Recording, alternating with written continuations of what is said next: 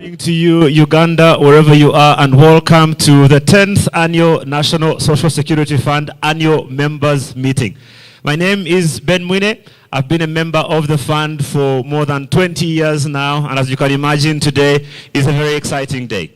As we celebrate 10 years of the AMM, it's a very special occasion as we mark a decade of growth, a decade of innovation, and of course, a decade of customer centricity as we focus on our customers and how important they have been to us. But of course, we also focus on a decade of transparency and accountability.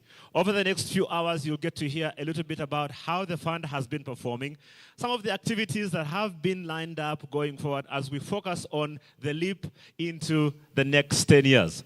To get us started, though, I want to introduce one of the, if not the most punctual Ugandan, according to some people, which bodes very well for confidence, considering that his job is to pour through all the numbers and ensure that everything is running indeed as it should.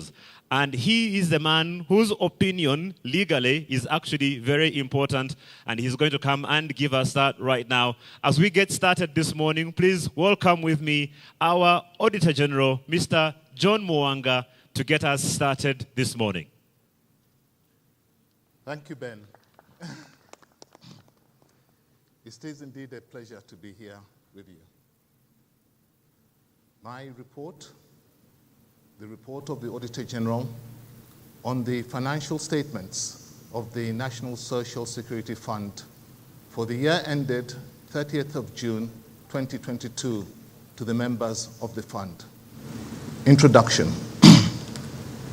In accordance with Section 23 of the National Audit Act 2008, I appointed MS PricewaterhouseCoopers, PwC, as they're known at times, certified public accountants, to audit the financial statements of the National Social Security Fund on my behalf, to enable me to report to Parliament in accordance with Article 163, subsection 4 of the Constitution of the Republic of Uganda, 1995, as amended. Opinion. I have audited the financial statements of the National Social Security Fund, NSSF, which comprise the statements of net assets available for benefits at 30th June 2022 and the statements of changes in net assets available for benefits, statements of changes in fund reserves, and statements of cash flows for the year then ended, and notes to the financial statements, including a summary of significant accounting policies as set out on pages 2 to 103. In my opinion, the financial statements present true and fair view of the financial position of the fund at 30th June 2022 and of its financial performance and its cash flows for the year then ended, in accordance with international financial reporting standards and in the manner required by the Uganda Retirement Benefits Regulatory Authority Act and the NSSF Act. Basis of opinion. I conducted my audit in accordance with the international standards in auditing, ISAIs. My responsibilities under those standards are further described in the auditor's responsibilities for the audit of the financial statements section of my report.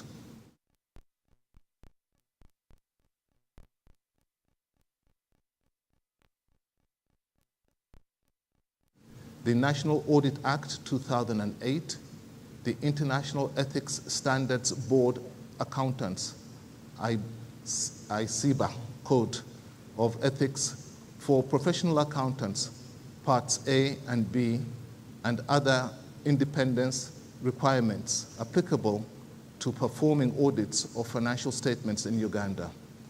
I have fulfilled my other ethical responsibilities in accordance with IBISA Code and in accordance with other ethical requirements applicable to performing audits in Uganda. I believe that the audit evidence I have obtained is sufficient and appropriate to provide a basis for my opinion. Other information. The directors of NSSF are responsible for other information. The other information comprises the information included in the fund information sheet, the director's report, and the statements of directors' responsibilities, but does not include the financial statements and my audit report thereon. My opinion on the financial statements does not cover the other information, and I do not express any form of assurance conclusion thereon. In connection with my audit of the financial statements, my responsibility is to read the other information, and in doing so, consider whether the other information is materially inconsistent with the financial statements or my knowledge obtained in the audit, or otherwise appears to be materially misstated if based on the work I have performed. I conclude that there is a material misstatement of this other information. I am required to report that fact. I have nothing to report in this regard. Other reporting responsibilities. In accordance with Section 19, subsection 1 of the National Audit Act 2008, I report to you based on my work described on the audit of financial statements that, except for the matters raised in compliance with the legislation section below, and whose effects has been considered in forming my opinion on financial statements, the activities, financial transactions, and information reflected in the financial statements that have come to my notice during the audit and are in all material respects in compliance with the authorities which govern them. Report on the audit of compliance with legislation. In accordance with Section 13 of the National Audit Act 2008, I have responsibility to report material findings on the compliance of the fund's management with specific matters in key legislations. I perform procedures primarily to identify findings, but not to gather evidence to express assurance. There are no material findings to report on.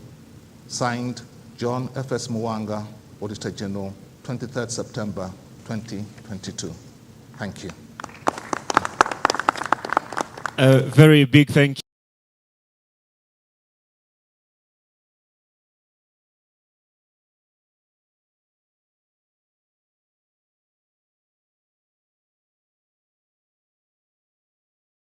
Again, a decade and accountability, which is we are also celebrating a decade of innovation, and of course we are in a very special way celebrating a decade of customer service, which has been led in a very special way by a person that I'm going to introduce next. He's been there a little more than 10 years in charge of running the fund, and in those 10 years we have made some great strides. And as we celebrate this decade now, we are looking forward to an even bigger decade of a leap into the future. I want to encourage you, wherever you are, to follow us online and be a part of the conversation.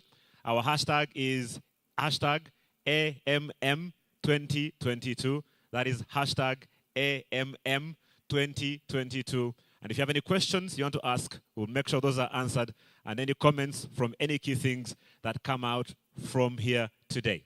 Ladies and gentlemen, it is my pleasure and honor to welcome, to give us a report on the performance and future plans for the National Social Security Fund, our Managing Director, Mr. Richard Byarugaba.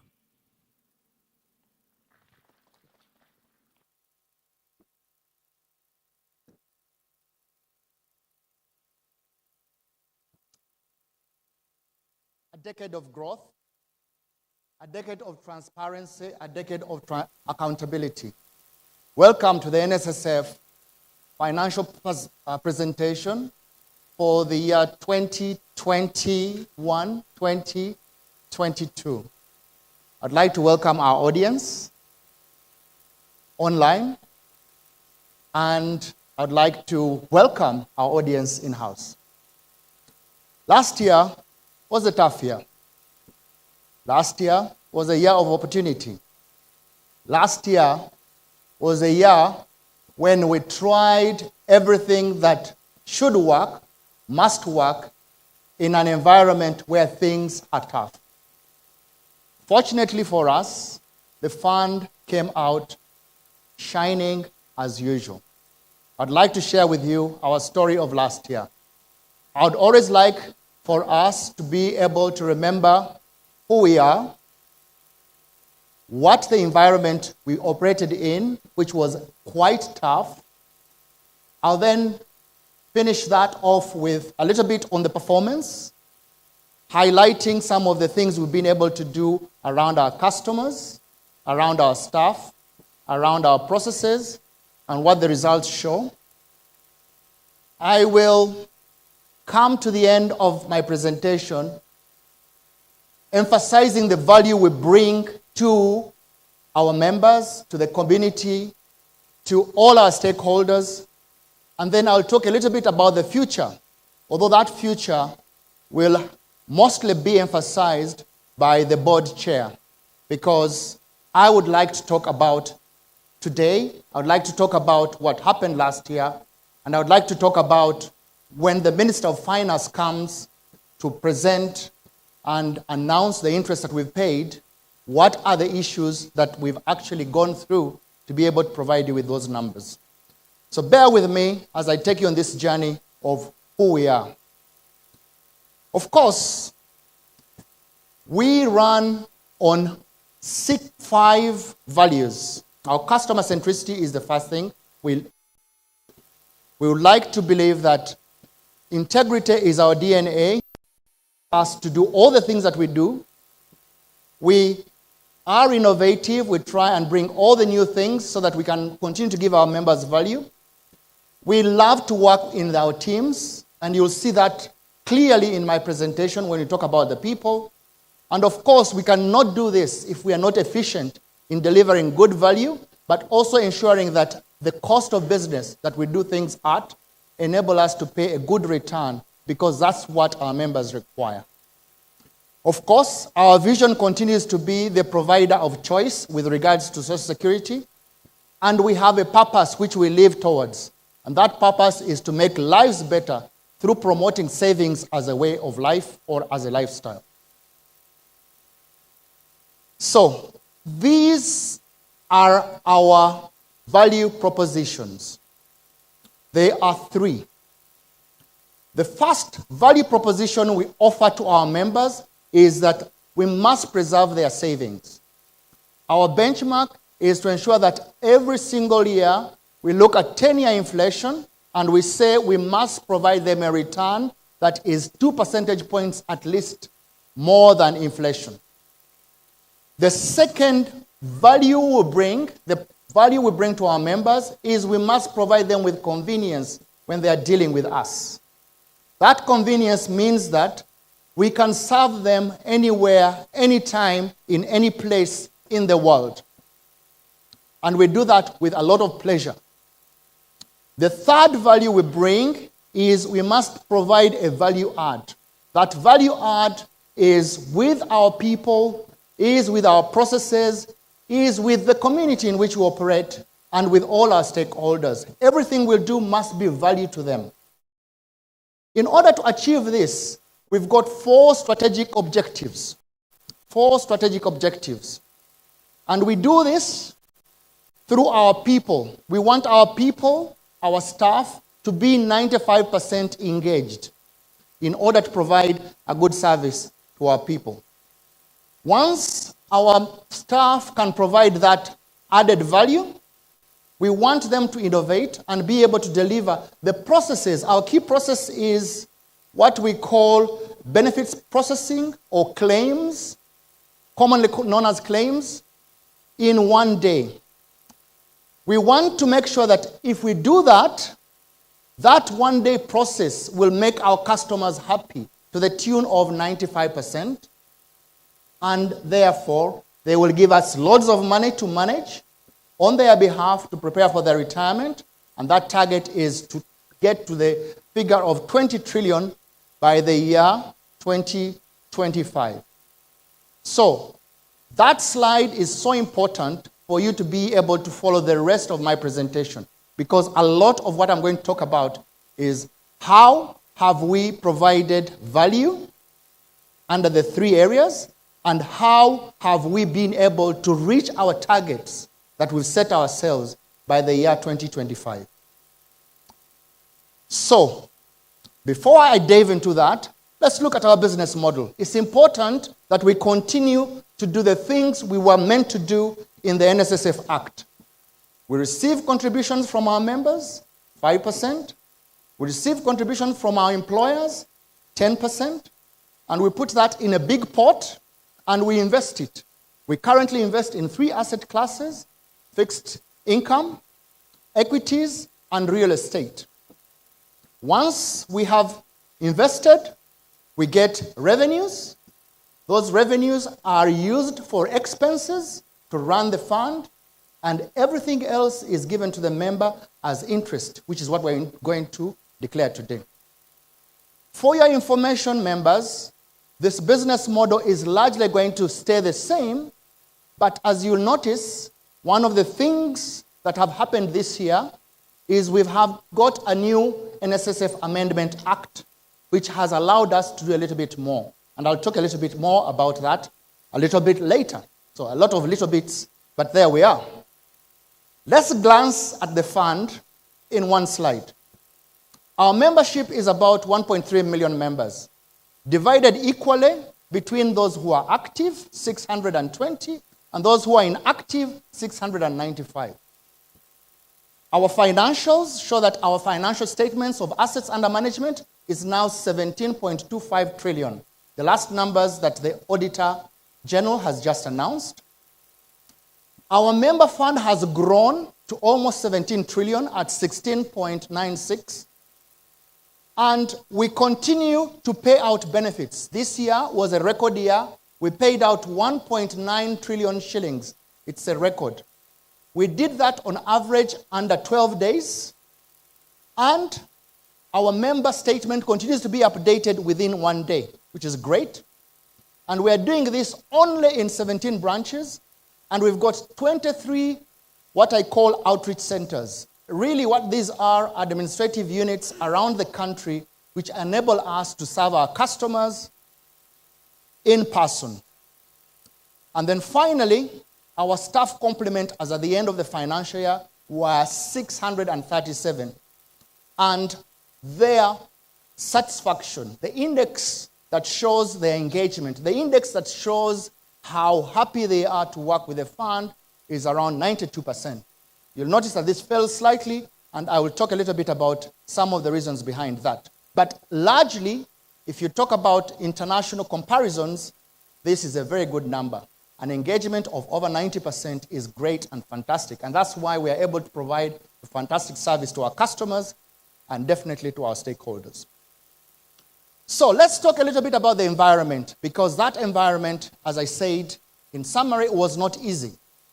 It started off, of course, with the rest of the world. We know that the pandemic was ending. There was excitement that because the pandemic was ending, we would then begin to spend and do the things that we've always done as human beings.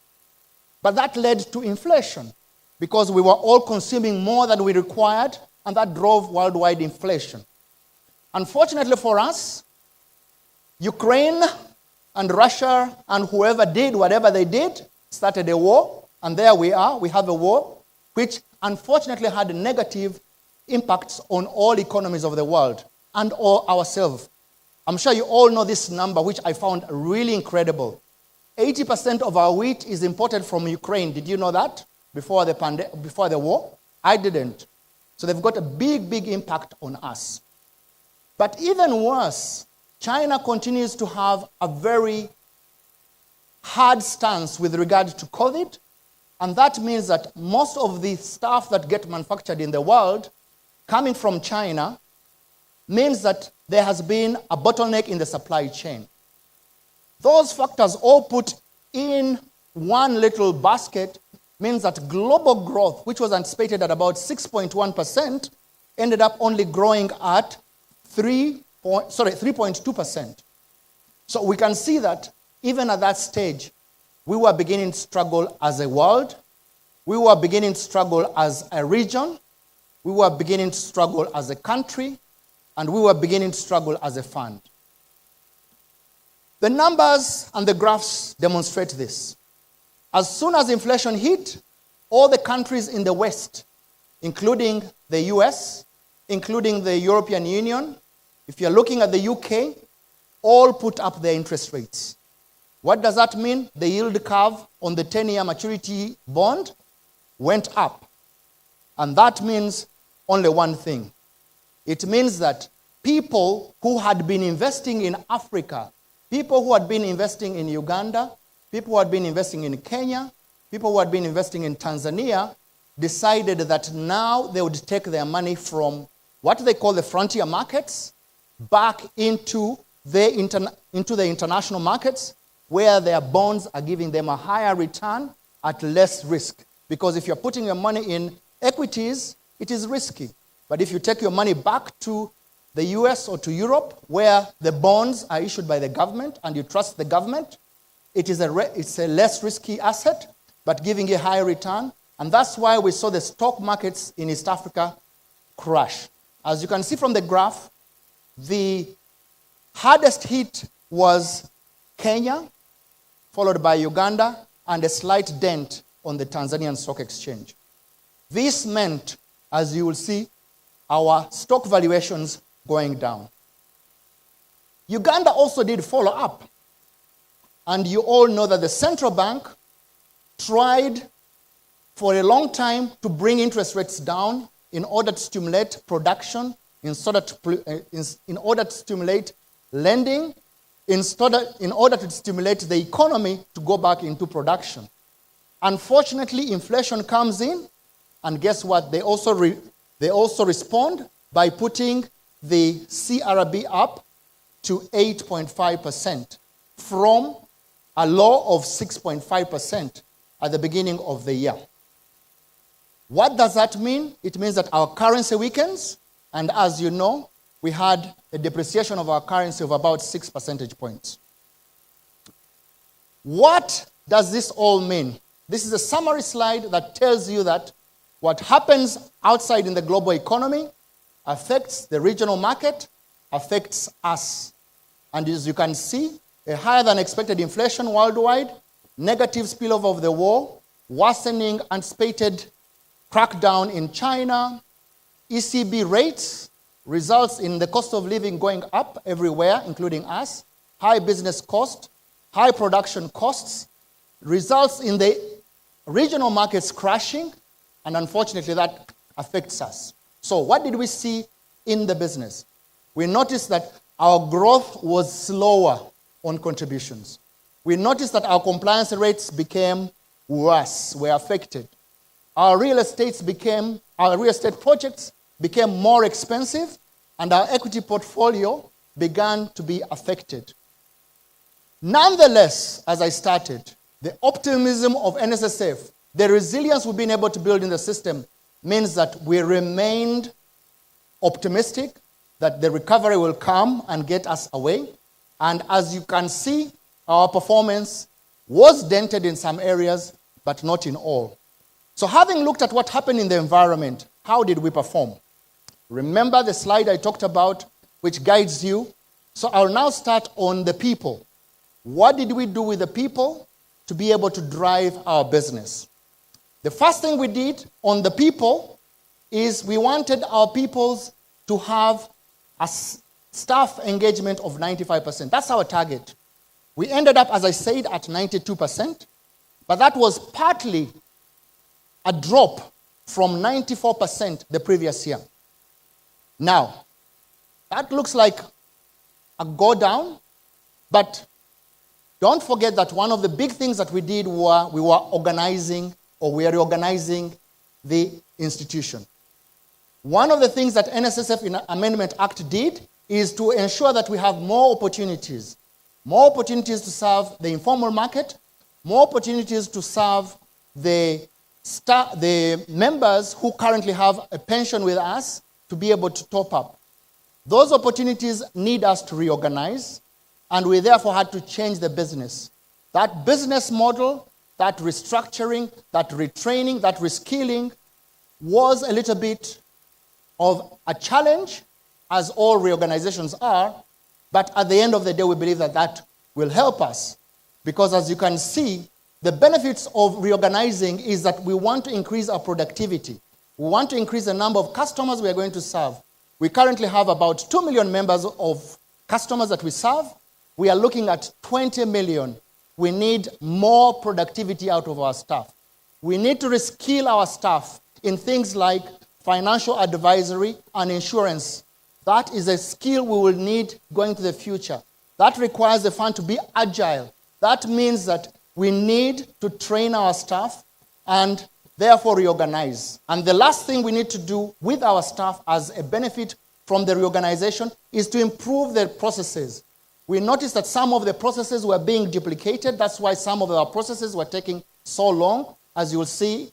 And therefore, some of those duplications have been removed, which means numbers, reducing the hierarchy, and lengthening the scope of performance of our staff. That is what we hope the reorg will do.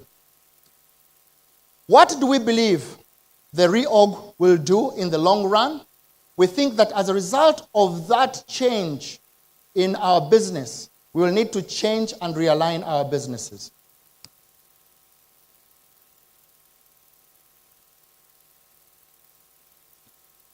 Some of the things we also did for the long run was we wanted to advance to make sure that our staff have a wellness. We had a wellness drive, which we did for our members, and we had 85% performance in our staff. The other area that we helped our staff also become capable is in what we call cross-functional project teams. What are these teams? These are teams we created when we had common problems, but required different skills. I'll give you an example. For example, when we were faced with a new benefit of midterm access, we knew that we needed people who could change our processes. We needed people who could change our IT processes. We needed people who could change our way that we deal with our customers. So we needed a lot of people from different areas.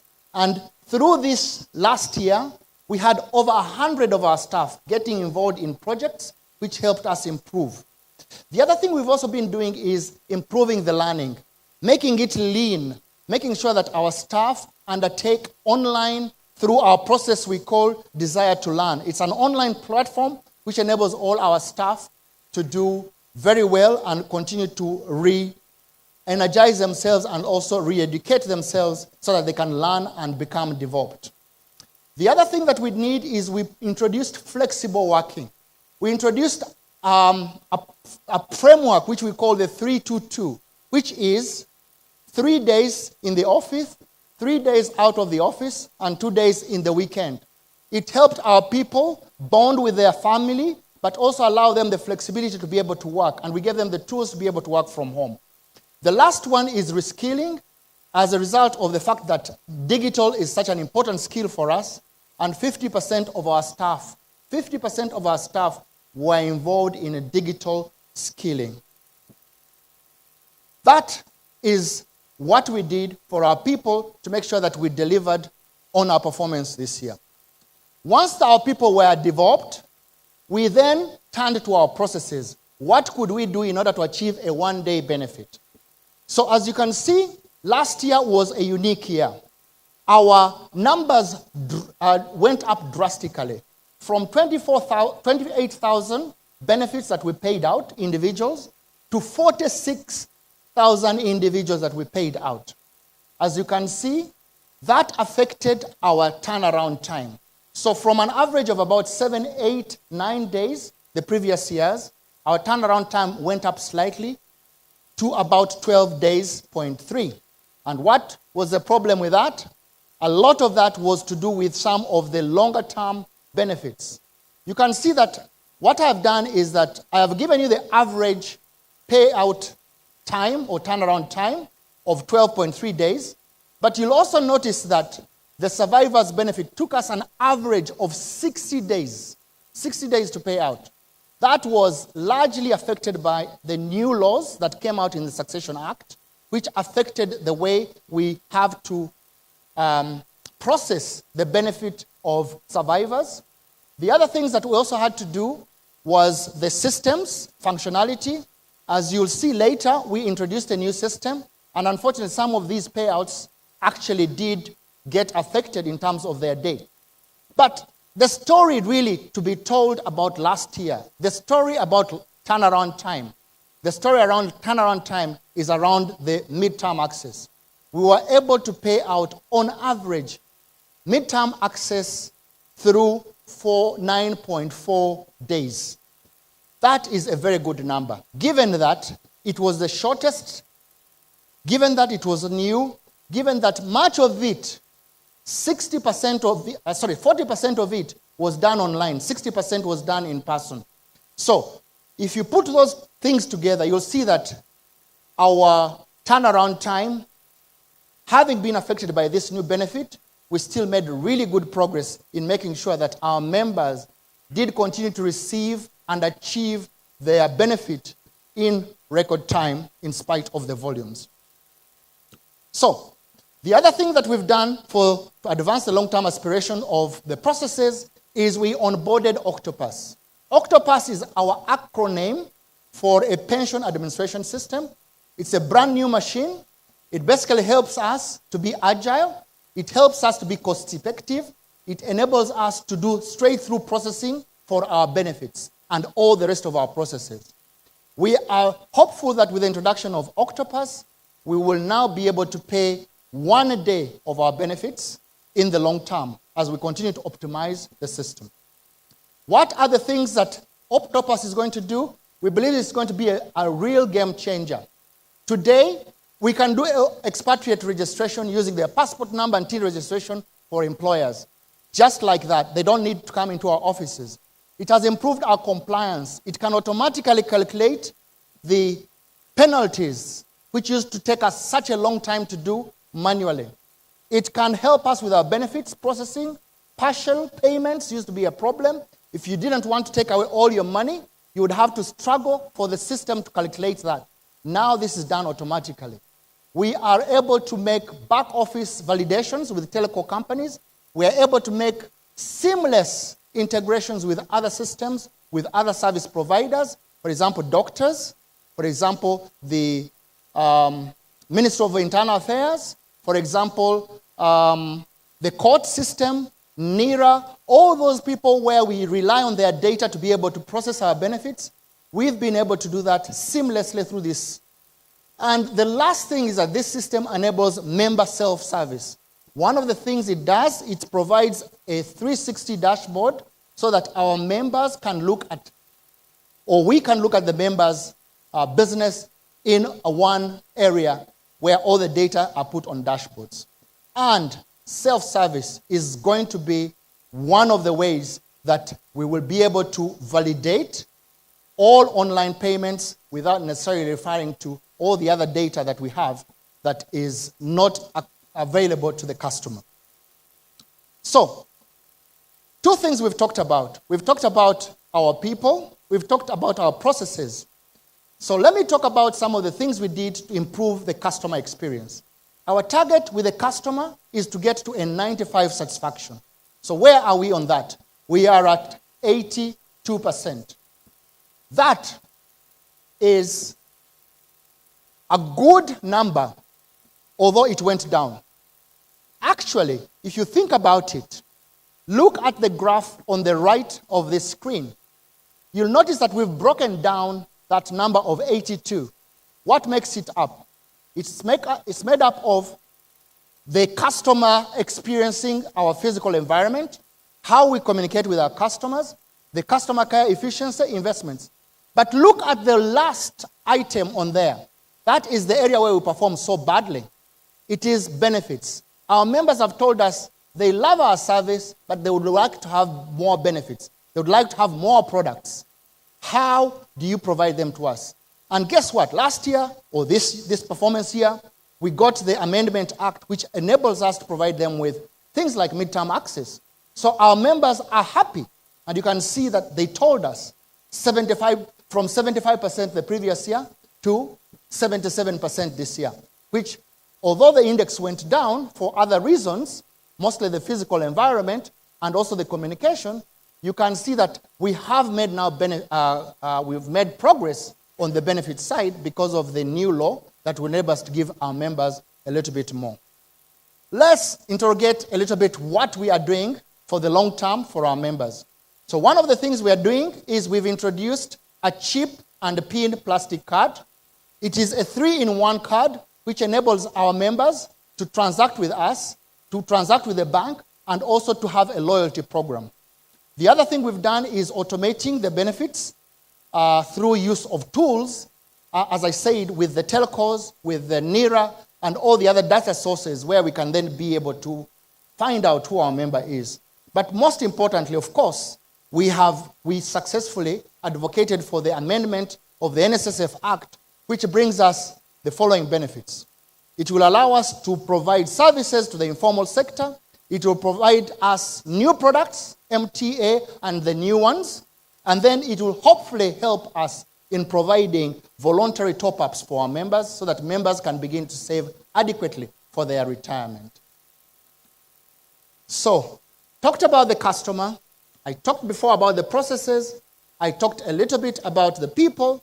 So let's see what the numbers tell us. This is the crux of the matter. How did we perform after having done all the things that we did? These are the results. This is the report card you take to your parents at the end of the term to tell them, Daddy, Mommy, this is how I performed. This is how we performed. Our target is obviously to grow the fund to 20 trillion. The first thing we use for growing the fund is contributions. Our contributions only grew by 9%. But take a look at this graph. What does this graph tell you? It actually tells you that even before COVID, which is 2020-21, even before COVID, 19-20, even before 18-19, our growth on contributions had begun to tamper down. And this is the graph that shows it to you. The number that is in the line is the growth rate.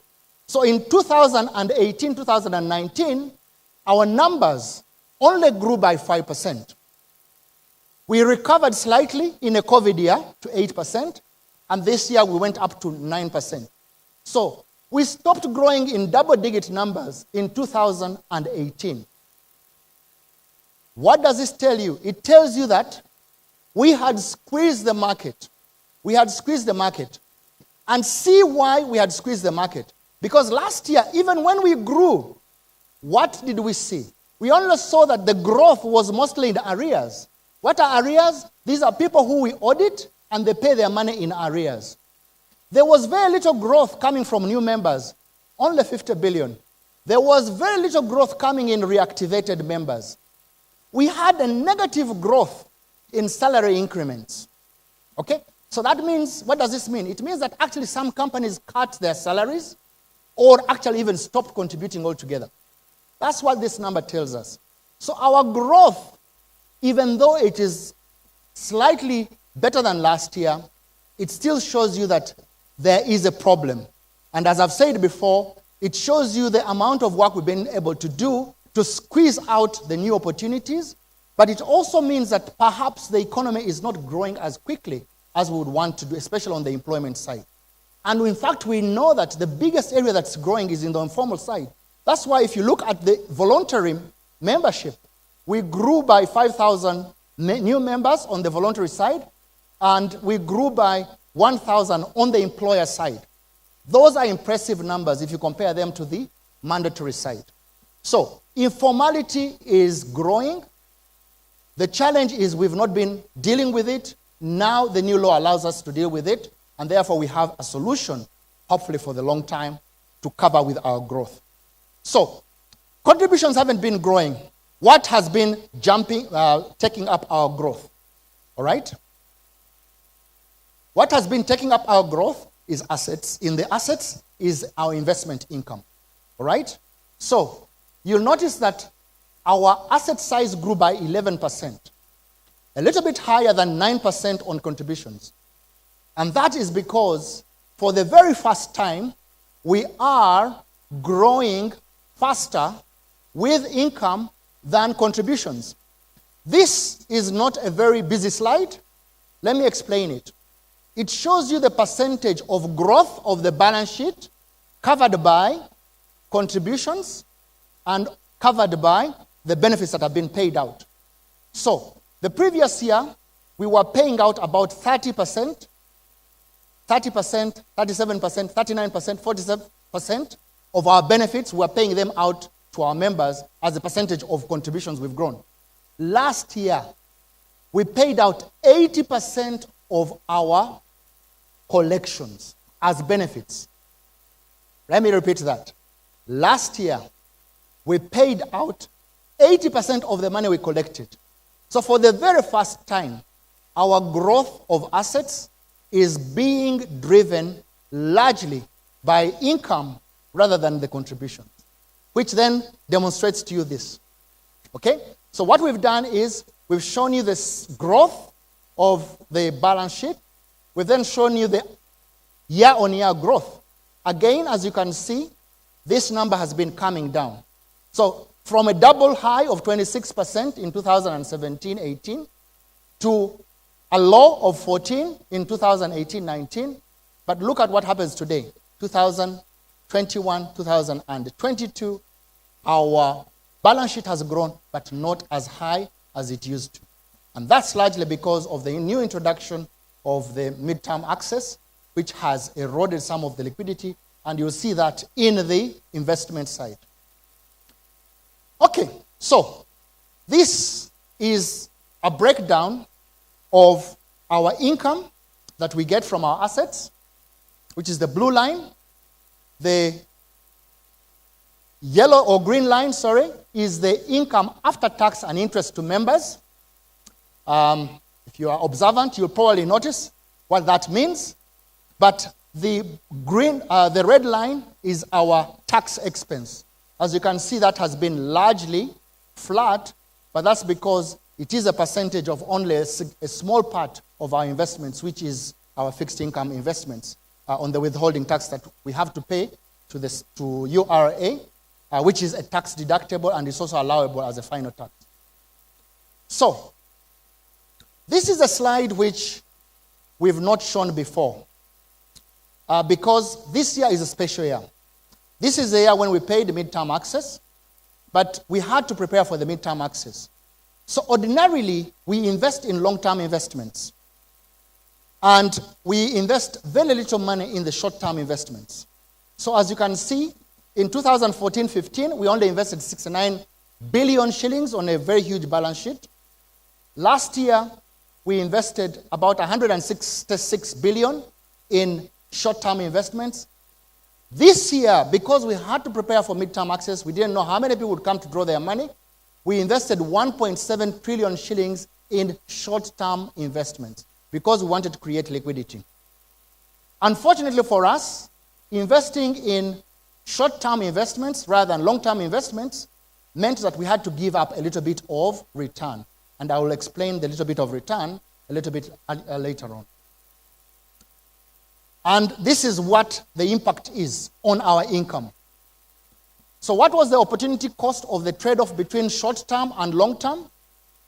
We could have had an income of 1.873 trillion shillings, but our income ended at 1.776, which is what we saw there. Okay? So we ended up at 1.776. As you can see, it's a drop from last year. Had we not invested only in the short term to cover our midterm access, that number would have been 1.873. Just for you to understand the impact of a beautiful product on our investment strategy. I'd like to end to explain this slide, which I've used before, which is our assets under management, which I told you ended at 17.25. The number I would like you to concentrate on is our expenses ratio. Our expenses ratio is meant to be the expenses divided through by the average assets under management in the year. As you can see, that number has been falling down, and it increased slightly last year as a percentage, but that was because of the restructuring costs that we had to put in, and also preparation for the new term of making sure that we are compliant with the new requirements of the new NSSF Act. But largely, you can see that we've kept our costs improving year on year as a percentage of our assets under management. The other thing, of course, we do with our investments is our strategic asset allocation. Our strategic asset allocation is how much money we put in which bucket, because we know that if we put money in one bucket, we might get more money, but in that bucket, it might be riskier. So, what I want to assure our members this year, that our strategic asset allocation remained largely the same. The only thing that changed is that the 78% of fixed income was more liquid. And as I said, that was more tactical in order to prepare for the midterm axis. We're coming to the end of the financial statement, but it wouldn't be nice not to talk a little bit about this increase, and I have been building towards it. What does this graph tell you? We have been growing by 1.3, 2 trillion, 1.9, 2.2 last year. This time our growth only reduced to 1.7. And that dip, again, can be around, or is around, the midterm axis. We had to pay out this amount, which we were not expecting, and unfortunately, we also had the slump in equity valuations, which I talked about earlier on, and those two have impacted the growth of the balance sheet or the assets under management. The good news is that our fund is still sustainable. Our fund is still liquid because our member fund has increased to 16.95, but our assets that we manage are at 17.25, which means that today, if all our members wanted their money to be paid out, the fund would be able to pay them by liquidating our assets. So, what have we done in order to promote our performance on the financial side? The first thing we've done is we've accelerated our real estate projects. We recently launched Solano, which is 98% completed. Our pension tower, our flagship project, is 80% completed, almost to be launched. Last week, we took the journalists out to see the Temangalo low-cost housing or affordable housing project. It is at 25%. We've had so much good reviews on the social media and our members telling us that this is exactly the product they want. And guess what? We've also continued to improve. We've continued to improve our ESG agenda by innovating. We have got this innovation we call High Innovator. I'm going to talk a little bit about it. But so far, we've been able to create over almost 13,000 jobs, 7,000 entrepreneurs, and then we've also improved our business advisory. That is where we are able to provide financial literacy to SMEs, tax management, and tax accounting and budgeting.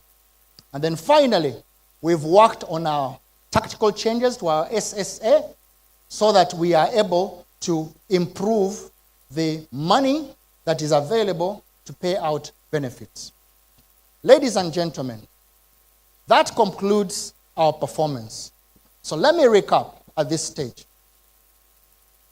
The first thing we did is that we improved our staff. We made sure that our staff were in a position to improve the processes. We've told you the things we've done around processes. Those processes have brought delight to our customers. They've improved their way of dealing with us. They've improved the way we do that they do things with us.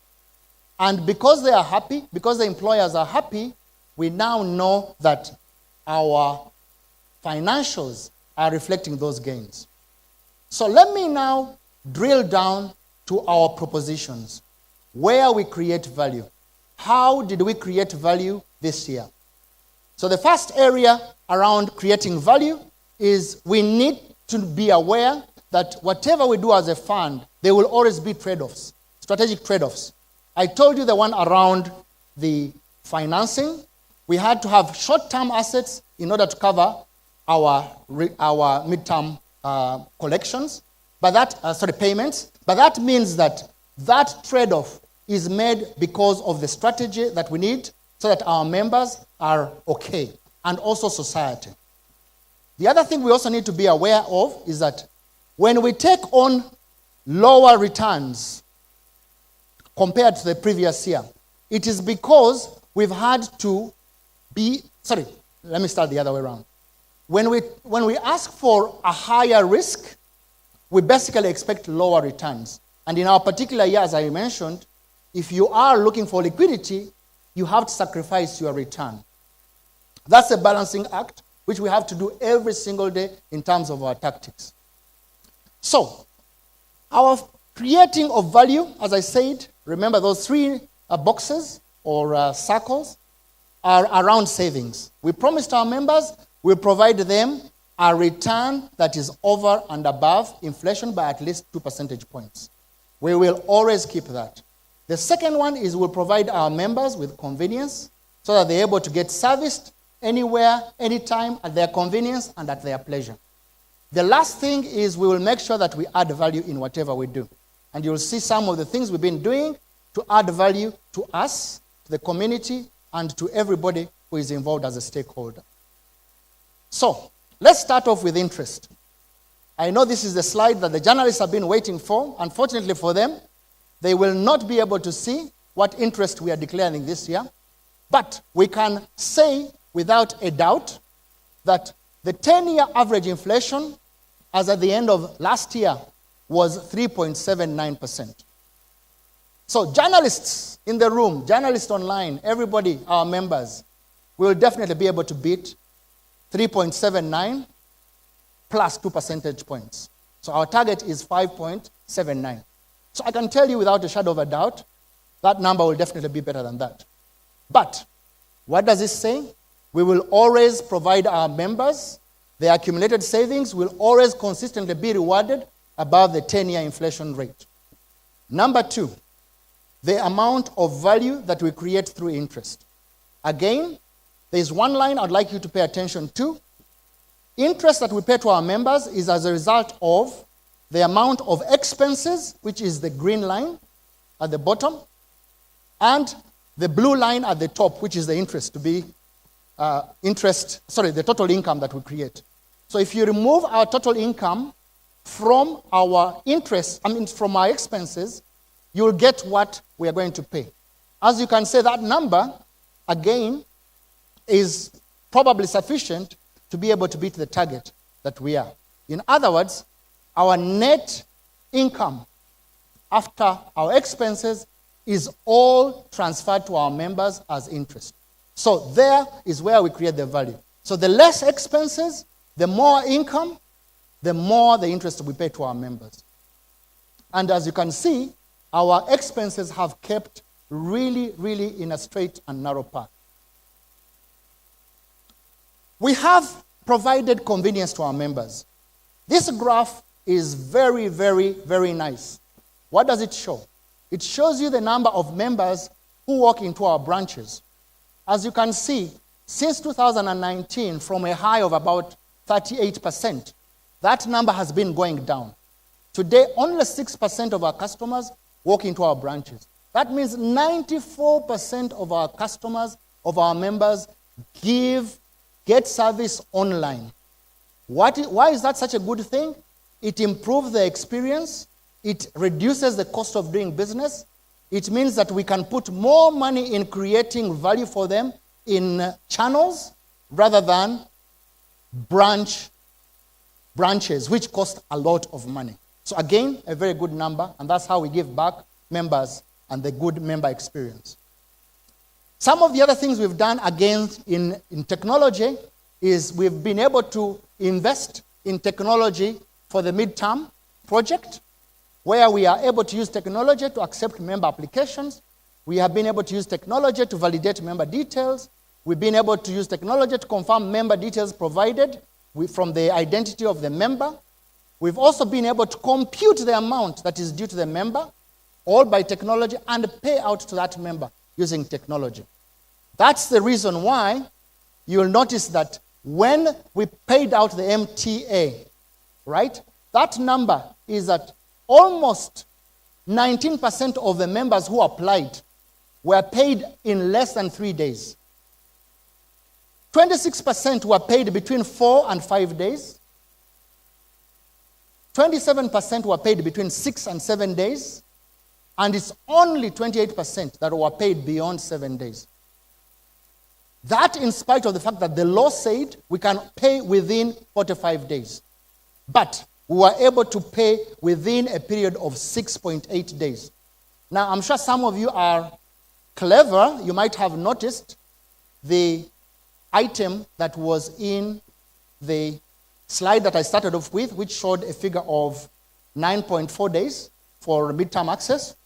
This average is for those who applied online. So those who applied online received a faster service than those who applied in the branches. And that's what technology does for you. Okay, so what are the other benefits we gave to our members? We unveiled this card, I'd already talked about it, which has 3 functionalities: NSF functionality, bank functionality, and loyalty programs. What value did we give to our employers? We introduced an e-clearance system. We granted almost 9,000 certificates to eligible entities through our portal. So they didn't have to come into our offices to get a certificate, because most companies require a certificate to bid for projects. We were also able to give online certification for authentication. So if you got a certificate as somebody who was going to examine whether somebody is compliant or not, they didn't have to write to us to confirm. They can verify it online. We were able to give out penalties automatically during the rollout of Octopus through technology, and also deferral of contributions. We were able to do that, especially during the time when we were under COVID. And all this we did through automation. How did we create value for society? A very short slide to tell you the things we did for CSR or CSI,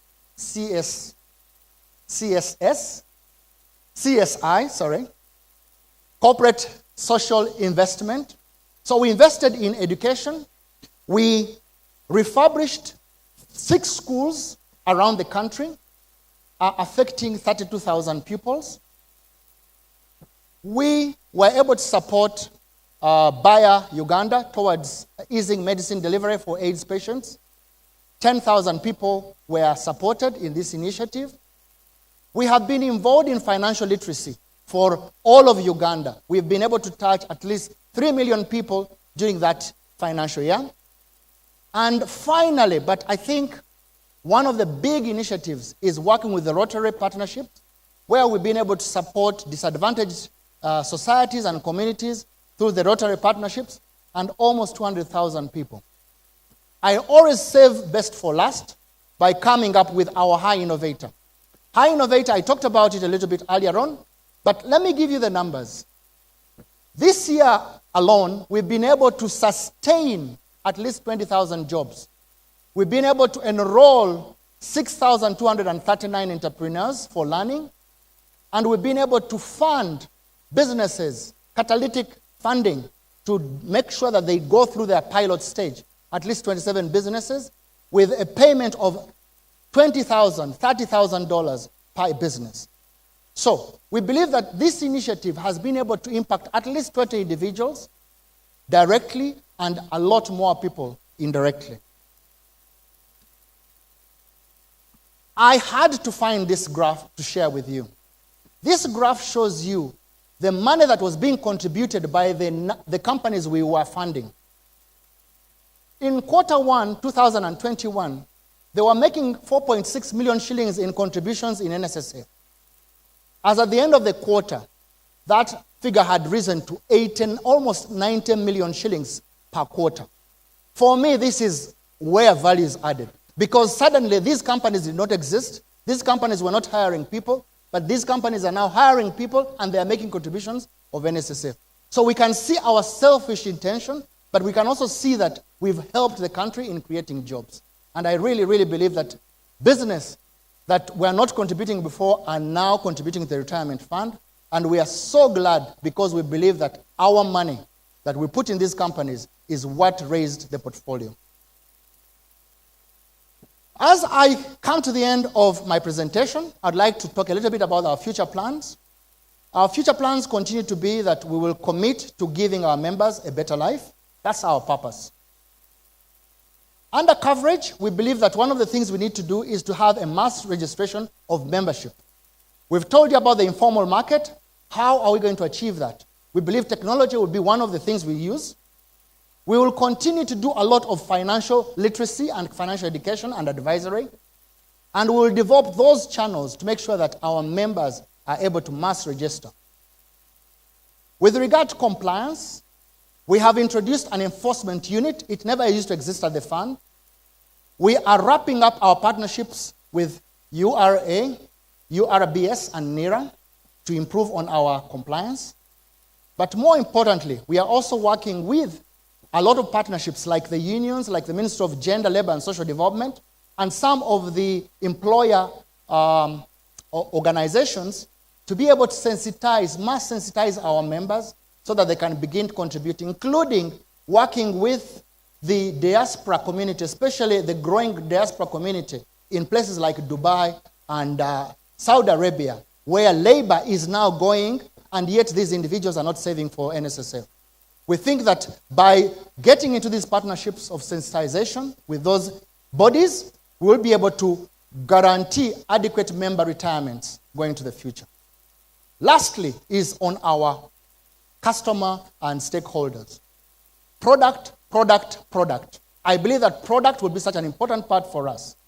Product innovation, partnering with circles, partnering with insurance, partnering with saving groups, and driving the high innovator agenda is part of our priorities going forward.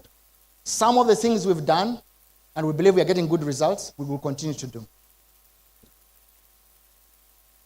I would like to end on a little project that we've been working with.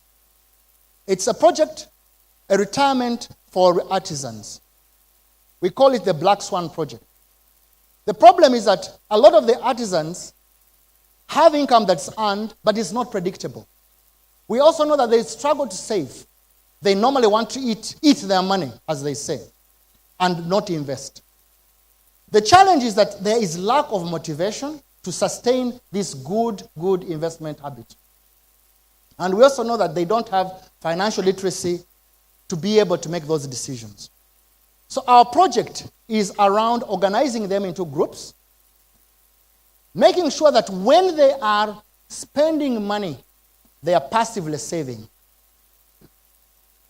When we've deducted their savings and they are passively saving, we then invest their savings, and then we can then allow them, under certain conditions, to liquidate their savings as and when they are needed.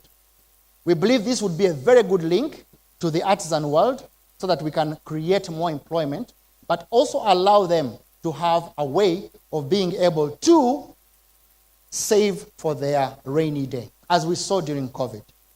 The Black Swan Project is a project which we are so excited about, and the results are really becoming very good. In conclusion, the environment has been volatile. I talked about that. The fund has remained resilient. The future looks bright. We believe that we'll have more coverage, we'll have more products, we'll have adequate savings for our members if they are prepared to come on this journey with us.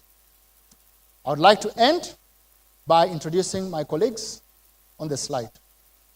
You can take some time, look at that. That's the team I work with. And thank you so much for listening.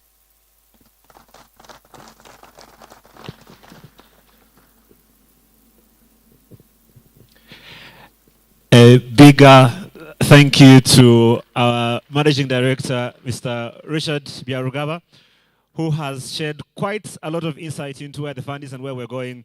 And I must say that we will have a lot of questions to ask him after we find out what that magic number for this year is. A reminder for you, in case you're just joining us, this is the 10th annual NSSF annual members meeting. And this year we're celebrating a decade of growth, a decade of transparency and accountability, a decade of innovation, and also, very, very importantly, a decade of customer-centric service. And we want you to be in touch with us and tell us, what has your experience been like with the fund? You can use the hashtag AMM2022 in case you want to get in touch. We'd like to hear from you.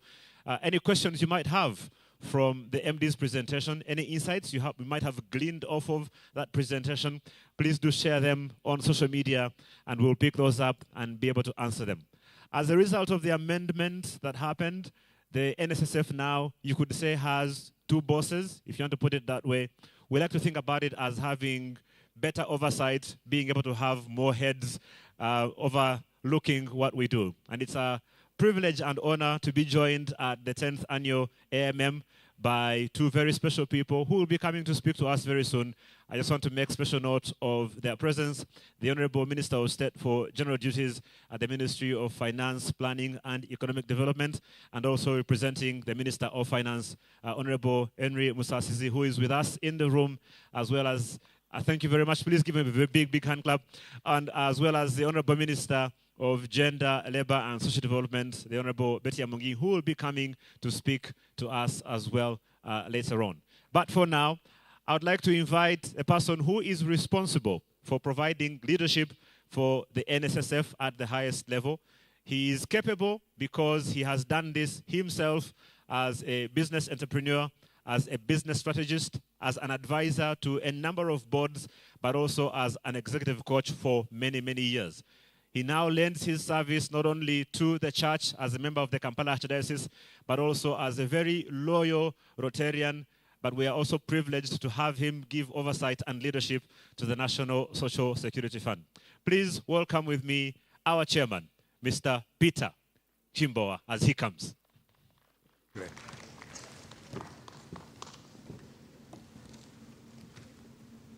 Good morning, everyone. First of all, I'm very delighted to be here and also to welcome the Minister for Gender, the Minister for Labour, Gender and Social Development, and the Minister for Finance, General Duties, Minister for State for General Duties, Honorable Henry Musasizi, and the Minister of State for Labour, retired Colonel Engola, present here, the Auditor General, John Muwanga, very nice to have you here, and our regulator, Mr. Martin Nsubuga. I would also like to welcome my fellow board members who are present here.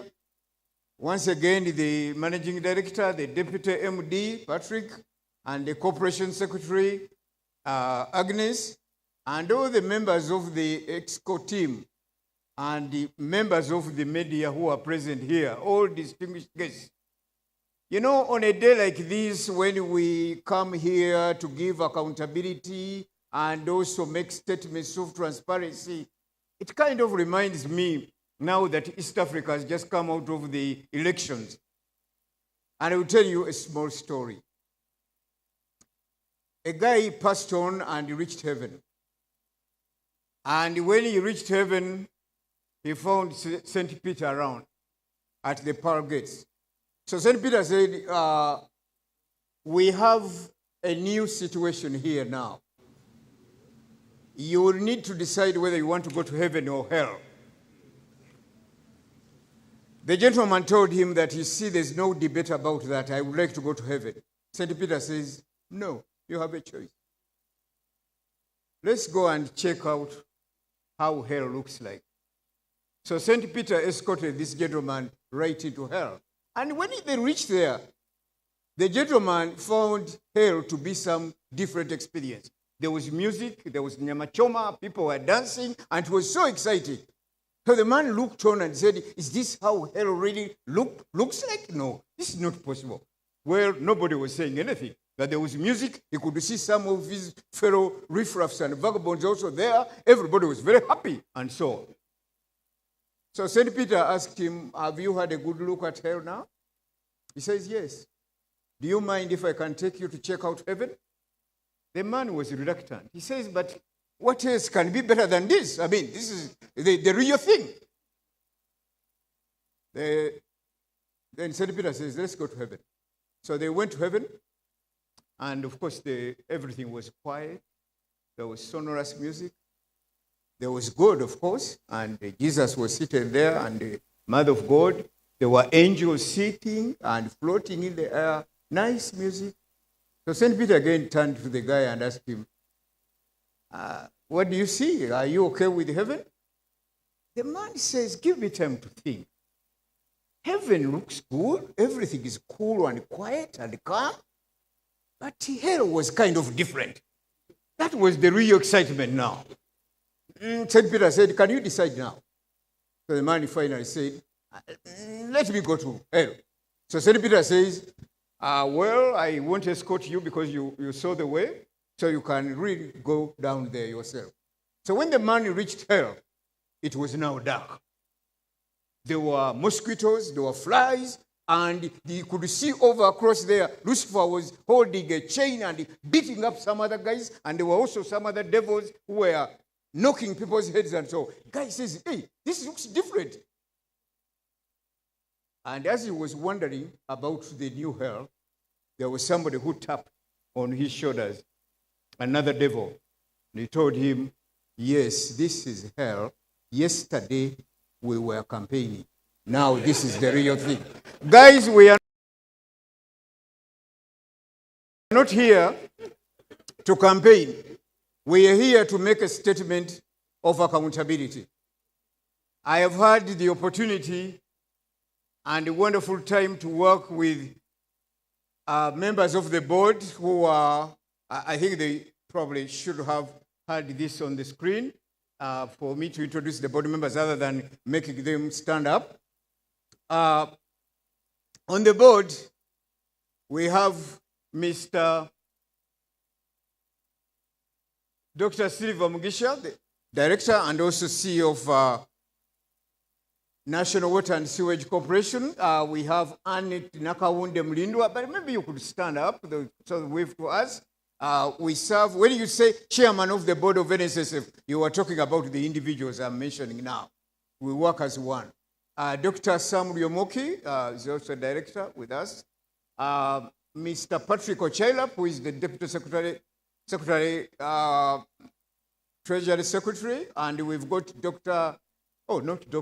Penny Nat Kamwesiga, but I'm sure you're on the way to becoming a doctor. Hassan Mudiba Rwabai is a director with us, and Mr. Agri David Kibenge is the permanent secretary in the Ministry of Labor, and Annette Birungi, director, I think I saw you around. So those are the members of the board we serve together. What have we been able to do as members of the board?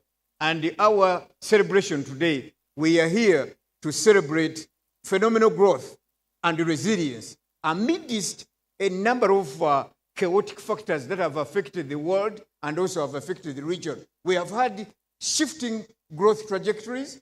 We have had also, and continue to have, accelerating disruption and also, of course, societal tensions. The world is going through what they call VUCA. Now, not the traditional VUCA definition. No, the people are they are very vulnerable. And they are very uncertain and undecided about their choices. C, they are very concerned. And A, extremely anxious. That's the environment in which we are working as a board. So our job, essentially as a board, is to review the success and also the good things that have happened in the fund by asking questions. We are not a body that tells people what to do. We review and we refresh our knowledge as a board on the activities that the fund is doing, and then realign our strategic priorities. 4 things that we have been able to do well, good people. I'll be here for a very short time. Number one is to inspire trust. Trust of our members that NSSF is a next generation enterprise. We do not celebrate legacies of the past. We defend and protect legacies of the future. We are a futuristic organization. As you've heard the MD mentioning, that there is a whole host of solutions for social benefit that members look forward going ahead. Number two, we clarify business purpose. NSSF is one of the first organizations in this country to be considered to be purpose first by the United Nations. That means that we don't only look at interest rate, money. No, we also focus on purpose beyond profit or purpose beyond interest and bend backwards to accommodate humanity's challenges and issues. Number three, as irregular as we can, and the world has changed from what you call quarterly meetings of boards. For us, we prefer to have our eyes and nose in, but our fingers out. That means we have frequent and regular meetings to review what's going on. In 6 areas, what is the latest information that we have, performance, on your key performance indicators? Number two, what are the trends? And what are the implications of the trends? And the priority actions we need to take going forward. And looking at the risks and also the treatment of the risks. So we clarify business purpose, but we also, as much as possible, assess performance. Assess performance in real time. In NSSF, we have no performance appraisal, but we have got performance enhancement conversations. Number four, we have built a team. We as a board work together to provide stewardship and direction to members of the management team right across the management infrastructure. So we've maintained the board dynamics and the information infrastructure at the board level and also managing and following up the substantive issues. I want to talk about the performance really of the fund along the 4 major dimensions, especially in terms of money. Assets under management have gone up from 15.5 to 17.3. And we have seen that members' contribution has gone up also by 9%. We are now collecting a little more than we were collecting before. And we are seeing also the membership growth that is occurring. But we're also seeing an organization that is transforming along the areas of, especially where our accountability and focus is in terms of revenue and in terms of interest. I know the minister is going to be announcing very shortly what the interest rate is, but we have made progress in that area.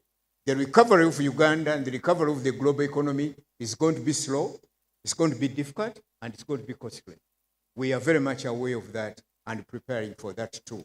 What is the roadmap going forward?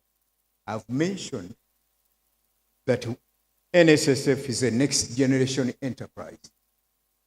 We are not here to campaign. We are here to provide a reality check. Success in NSSF is not necessarily our goal. Sustainability and transformation is our goal. The characteristics of board members at NSSF, number one is transformation leadership, is what you call courageous vulnerability. It's cultural sensitivity around diversity, inclusion, and equity. The board is aware and aware of the impact of technology. The road ahead is going to be marked by, number one, transforming the NSSF into a technology company. Making sure that we leverage data. In all our processes, we embed data and analytics in order to grow the legacy projects, but also build new ones. Number two, under technology, we are making sure that we adopt new technologies, being conversant as a board to ask probing questions around the investment and the strategy around technology, and be able to ask questions. Nobody expects most of the board members today to be tech savvy. No, we intend to do that and anticipate the direction of technology growth. We've got to be leveraging technology to ensure that we meet the needs and interests and the preferences of our members. Number two is to consider talent as scarce capital. Consider talent as key. In NSSF, as you have heard from the MD, reskilling, multi-skilling, and also micro-skilling and upskilling is an everyday activity to have the very best that you can have in the next generation enterprise. The third one is innovation. And we are innovating around making ourselves useful to Uganda's society. NSSF is going to play a bigger role in Uganda's socio-economic recovery. NSSF has to play a role in the parish development model. We have to reach down to provide solutions and support. As I mentioned to you, that we are leveraging data, the critical raw material for our decision making. So we participate in investment in infrastructure, participate in non-traditional asset classes, participate in ensuring that this country of very proud people, Ugandans are very proud, but there are a few contradictions around them. And NSSF would want to kind of unbundle these contradictions. In Uganda, we think we are so learned. But one time when you meet people who have retired and accessed all their NSSF benefits, and they're somewhere in the village, and someone falls sick, and the bill is $8,000, and the guy, they can't raise the $8,000 to take the patient out, and there are so many assets around. You know, a lot of assets, idle assets and cash poor. That kind of situation, our innovation teams have to address. Why are we like that? We also very proud and so educated, but we need to count how many family businesses do we have which have transformed themselves over generations. Intergenerational wealth creation. It's not there in Uganda. We should be humble to accept that. Embrace intellectual humility and see that the number of contradictions in our society that need to be addressed. NSSF fund, NSSF will be required to provide innovation going forward. The first one was technology. The second is human capital. The third is innovation.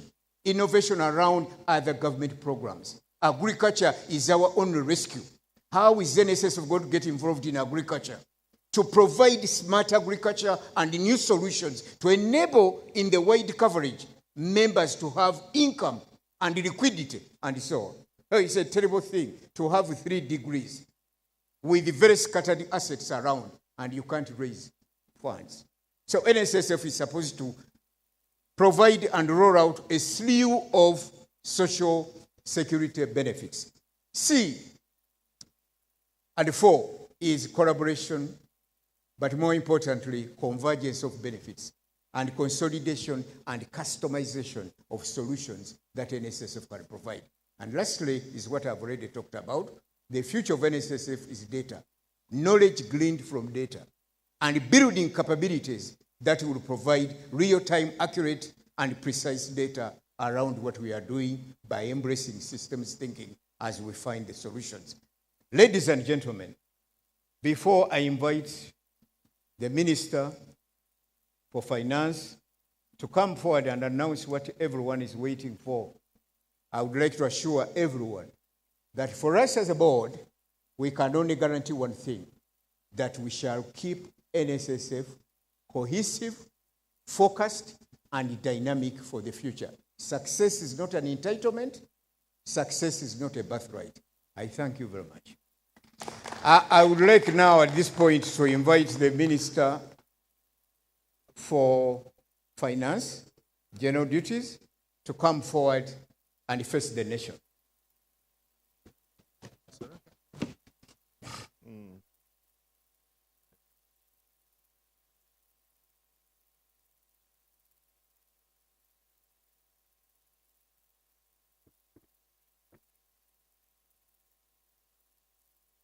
Thank you so much, Chairman, my colleagues from the Ministry of Gender, Labour and Social Development, Honorable Beta Mongi, and the Minister of State, Honorable Engora, the Auditor General, and your team, the Chief Executive Officer, Ubula, and your team, the chairman of the NSSF board and your board of directors, specifically my DST, Mr. Patrick Ochaira,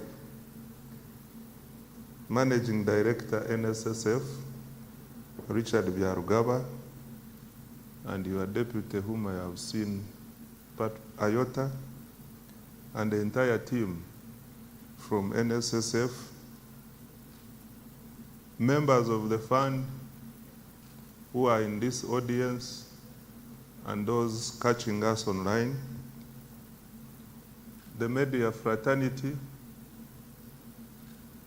staff from the Ministry of Finance, Moses Bekabia and others who have joined us. Ladies and gentlemen, good morning to you all.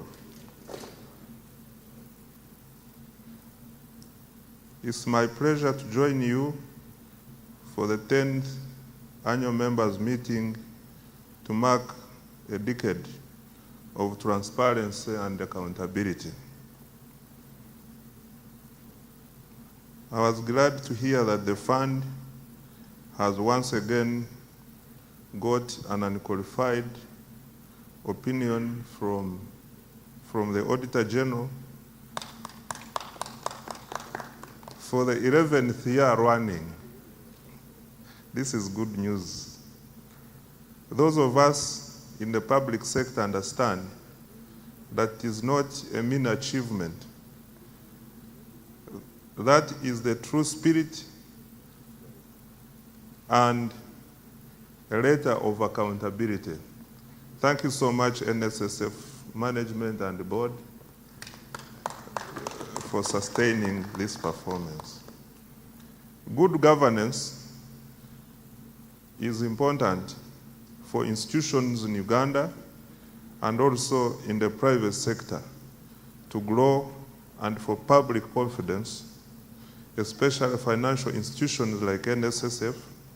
In this regard, therefore, I want to commend the role that the regulator, Uganda Retirement Benefits Authority, has played since its establishment under the Act of 2011. I expected Mr. Owere to clap for this. This deliberate reform effort was undertaken by government to improve supervision of the entire retirement benefits sector, and I'm glad that the reform has been successful. Like the NSSF, governance of other schemes in the sector has also improved, leading to the growth in their assets. The total assets in the sector are now Uganda shillings 20 trillion. This is about 12.2% of GDP from 5% a decade ago. I now want to directly address the members of the fund. Number one, on resilience of the fund. We have seen turmoil in the business world on the global and domestic stages, and yet the fund has registered an 11% growth in assets from Uganda shillings 15.6 trillion to Uganda shillings 17.3 trillion. We have also seen a year-on-year growth in contributions from Uganda shillings 1.36 trillion to Uganda shillings 1.48 trillion, a growth of 9%.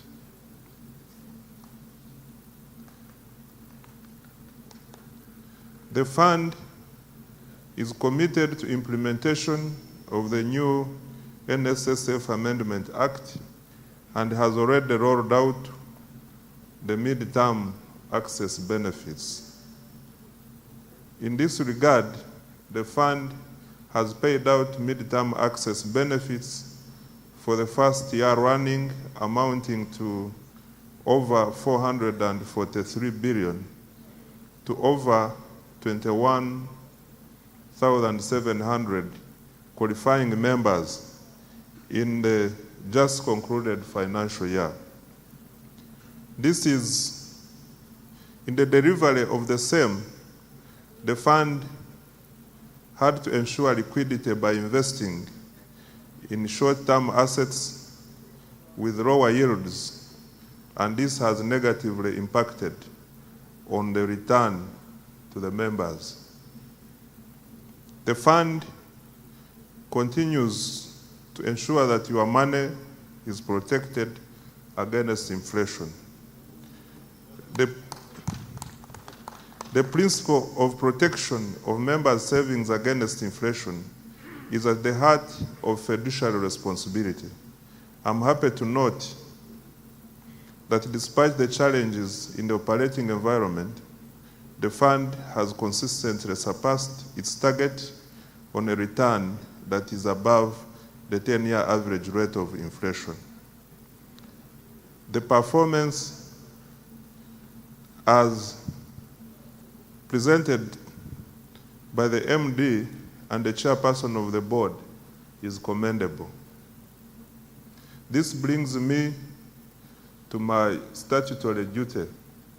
I'm about to announce the good news, and I invite the Honorable Minister for Gender, Labour and Social Development. The Minister of State can also join us. Honorable Okero, the MD is already here, and the chairperson of the board. We can have a representative of the workers. I can. Owere will not. Owere Will not sleep today if he doesn't. would like to join us, and also the DST. You are in the board, but at the same time. So I'm a woman alone.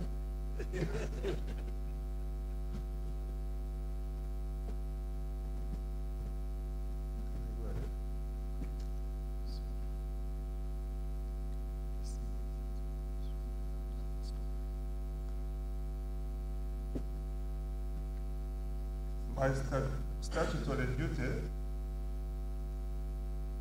this morning is to declare the interest for the year, and in exercise of the powers conferred upon me by Section 35(2) of the NSSF Act, I have the pleasure to declare an interest to be paid to the members for financial year 2021-2022. That interest rate is, we now turn to the screen.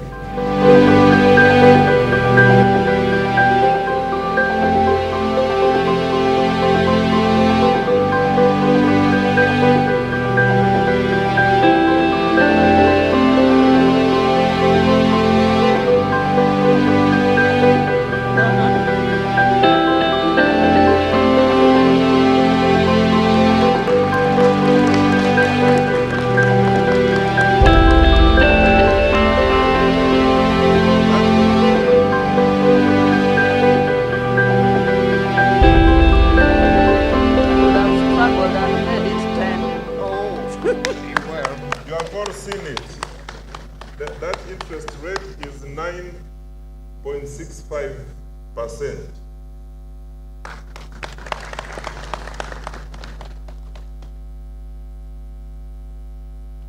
In accordance with the provisions of the NSSF Act, this new rate will be calculated and credited on the balance outstanding on each member's account as of 1st July 2021.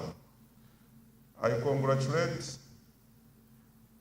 all the members of the fund for making the right decision to serve with the NSSF.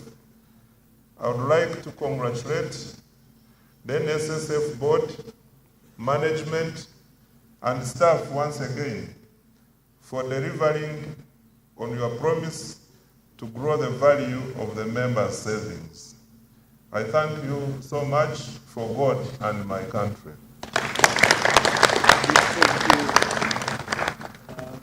A big thank you to the Honorable Minister. Can I ask, in the interest of sure things, that we please stand 3 people on this side, 3 people on this side, so we can take a picture with the Honorable Ministers and the interest rate that has been declared.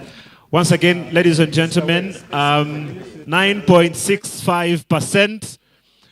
So we'll just try and do some quick pictures. If you're following us online, of course, you can now tweet #AMM2022. This is our interest rate for the new financial year. I'm hoping that we can put some space in the middle so we can be able to see the number. So, Richard, if you can just move a little bit with the Honorable Minister to the side so that our photographers can be able to capture our interest rate for the financial year 2021-2022. Thank you very much. I think that should be okay. We can go. We want to make special recognition, of course, of some very special people with us. The chairman of NOTU, Asha Wilson Owere.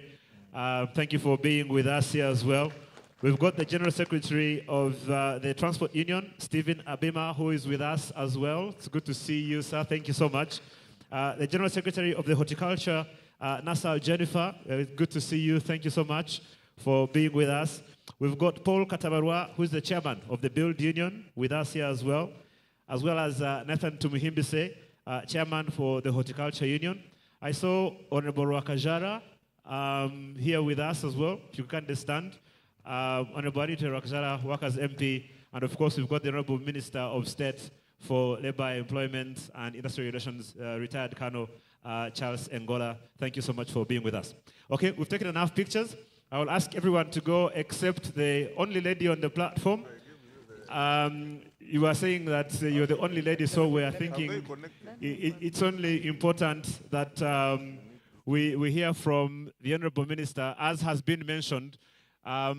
As a result of the Amendment Act, we now have 2 ministries that oversee the NSSF.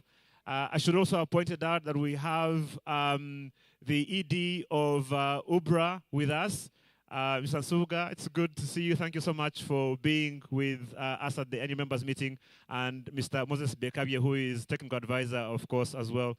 Thank you so much for being with us.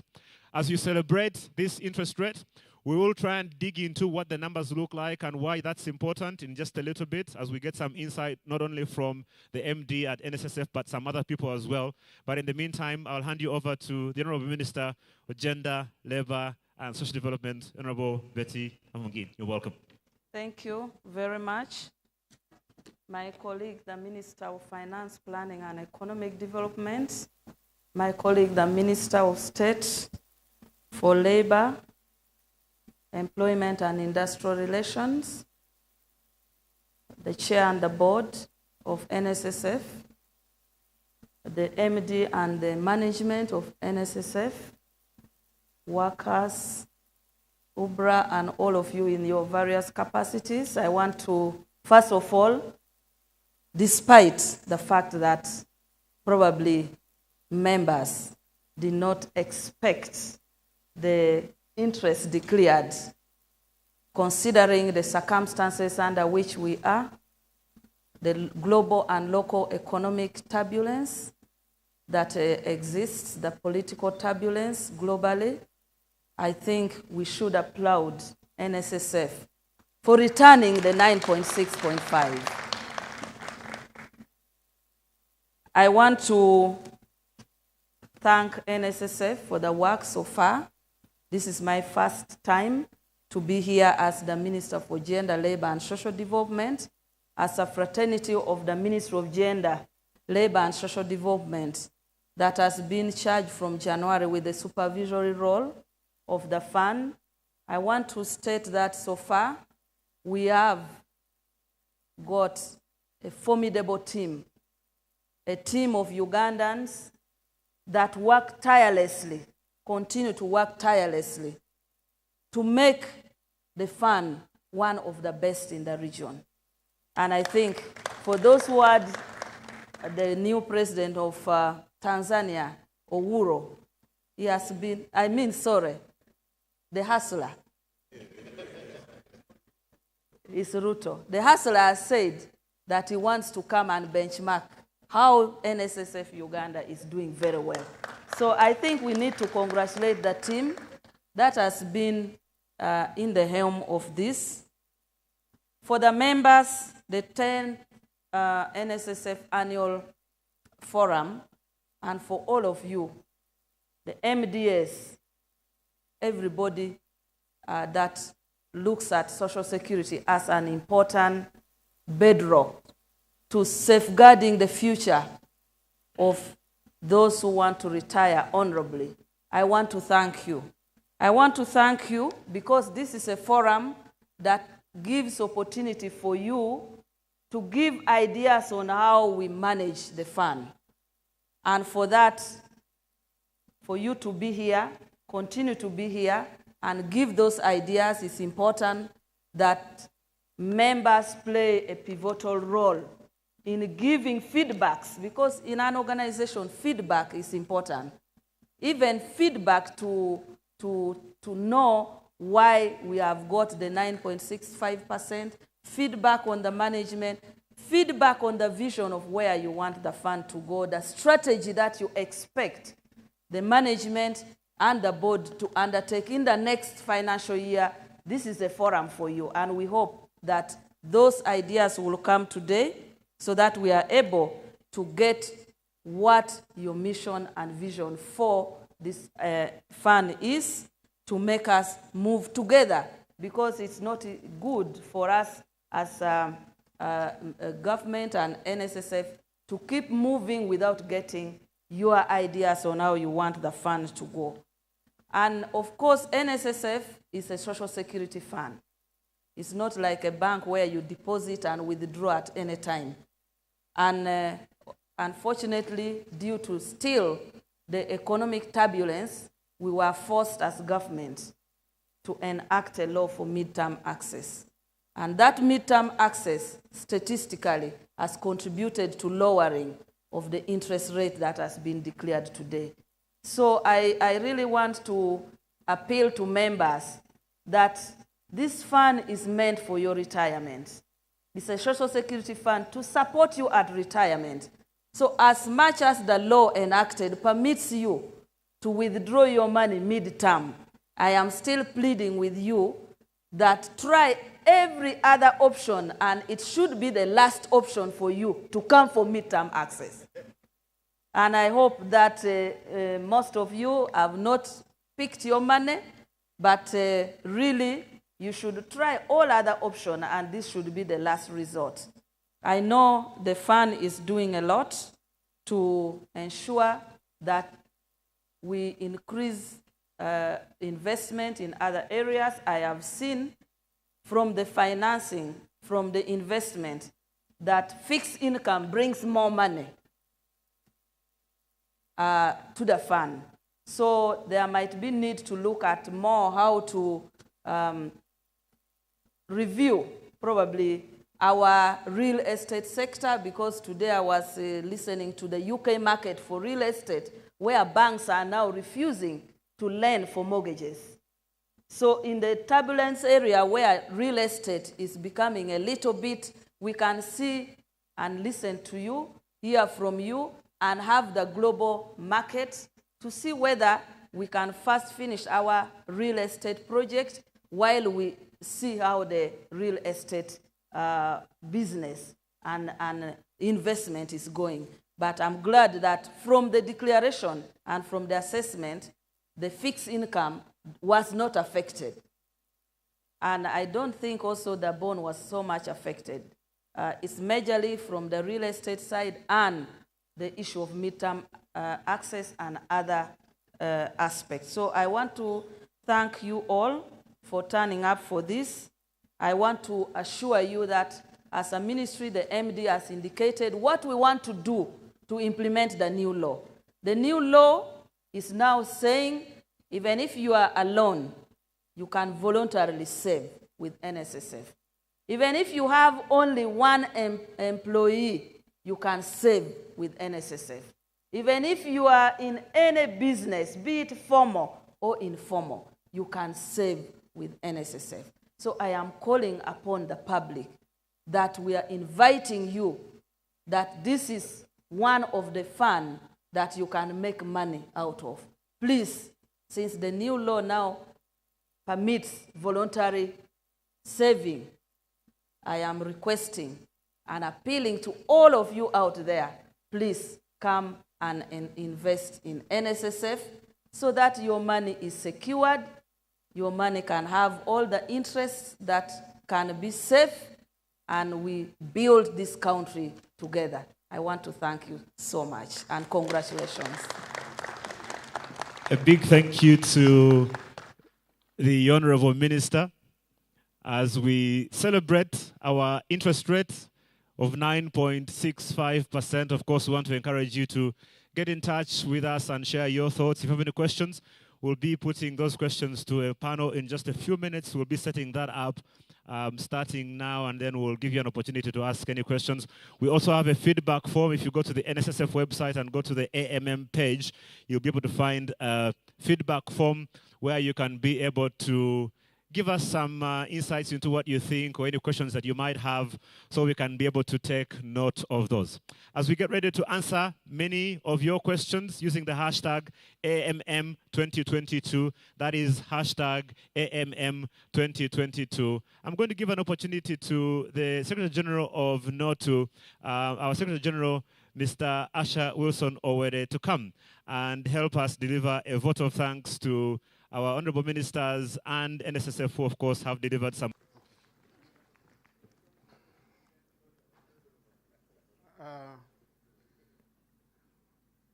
The honorable ministers, our Honorable Minister of Labor,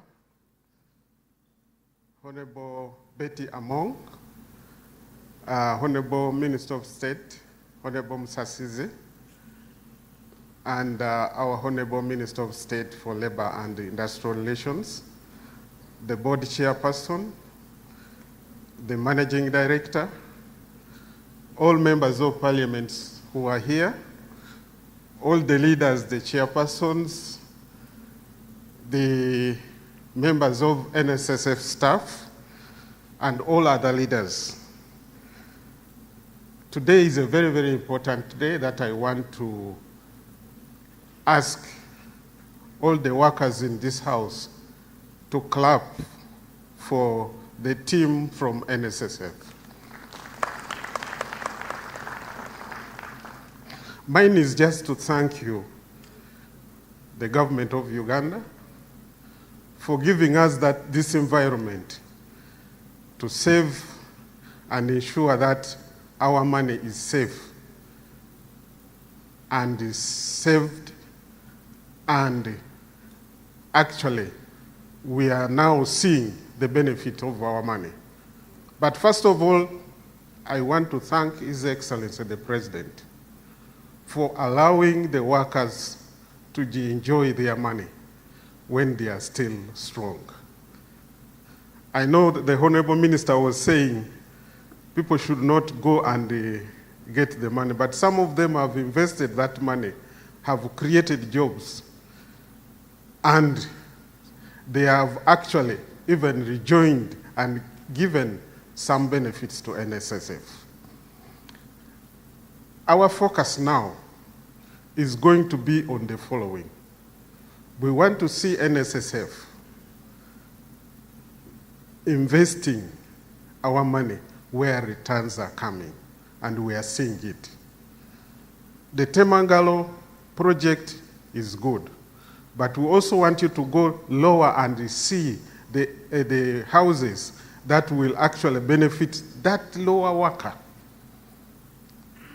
I want to thank the NSSF, especially the staff. Can you clap for the staff of NSSF? This transformation of the fund is something which we must all appreciate. The board, thank you so much. Thank you very much. We want also to see NSSF investing our money where job creation is going to be. This week, actually, honorable ministers, I'm promoting coffee, Uganda coffee. And I want all of you to take coffee every morning. You know, we want to create jobs. There are many jobs hiding in coffee. We also want to see NSSF improving and making sure that there are things that we can put in our money and create jobs.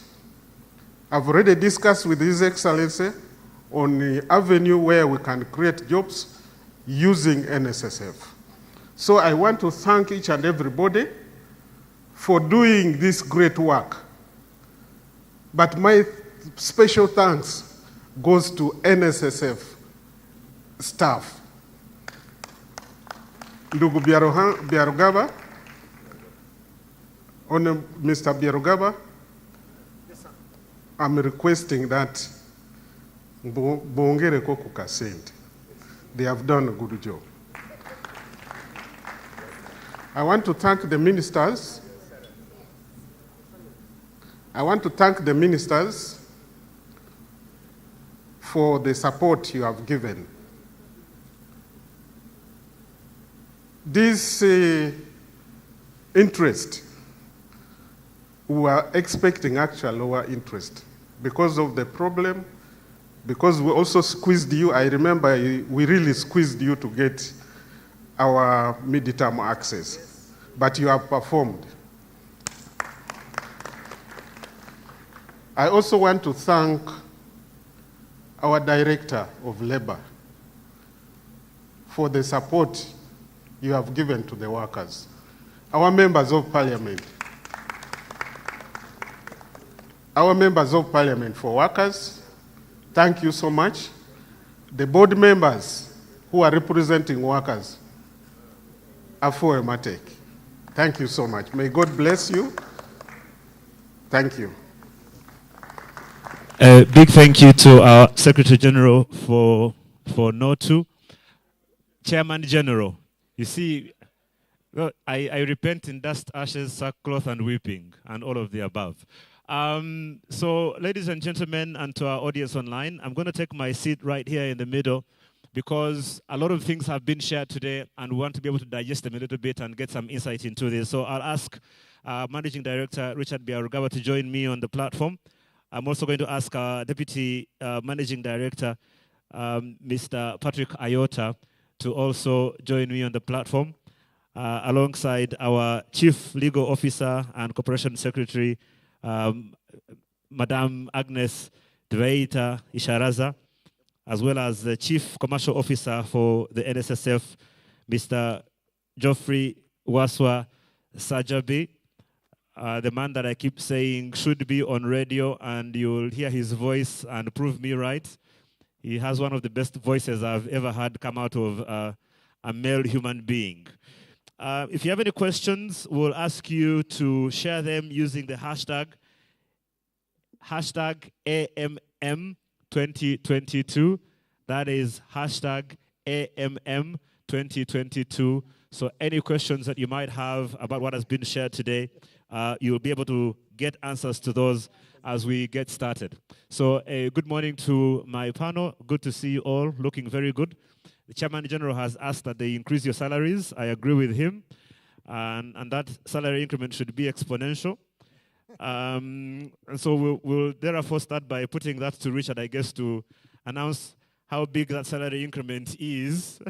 But also in terms of where we are on a serious note, Richard, some great insights that you've already been able to share. And I know that you might want to give some perspective for us as we start. So I'll just give you a few moments to do that. Okay, so the journalists in the room, this is for you. The people who are online, this is for you. Everybody has talked about how bad the economy was. Everybody has talked about how midterm affected the fund. So I am going to present to you how actually the fund was affected. So those online, I hope you are seeing the slides that I'm sharing. Those in the room, just look at the board. So you've already seen this slide. This slide is of the amount of money ordinarily we as a fund have been investing at the short end of the curve. In other words, in short-term investments.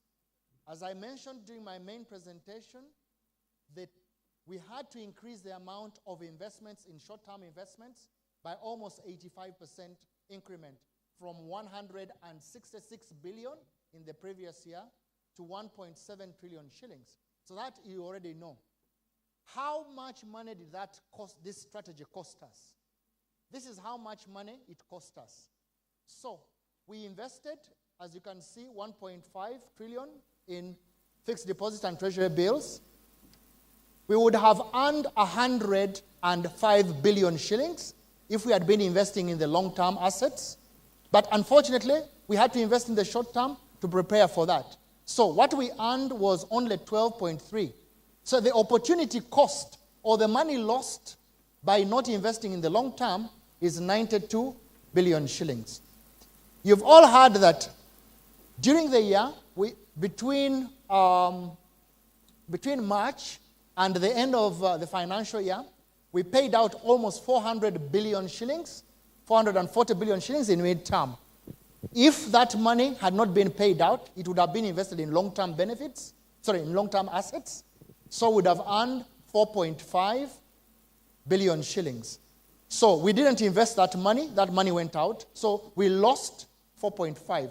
If you add those two numbers together, the money we actually lost as an opportunity, those who do economics know that we lost, or we were not able to earn, at least 97 billion shillings.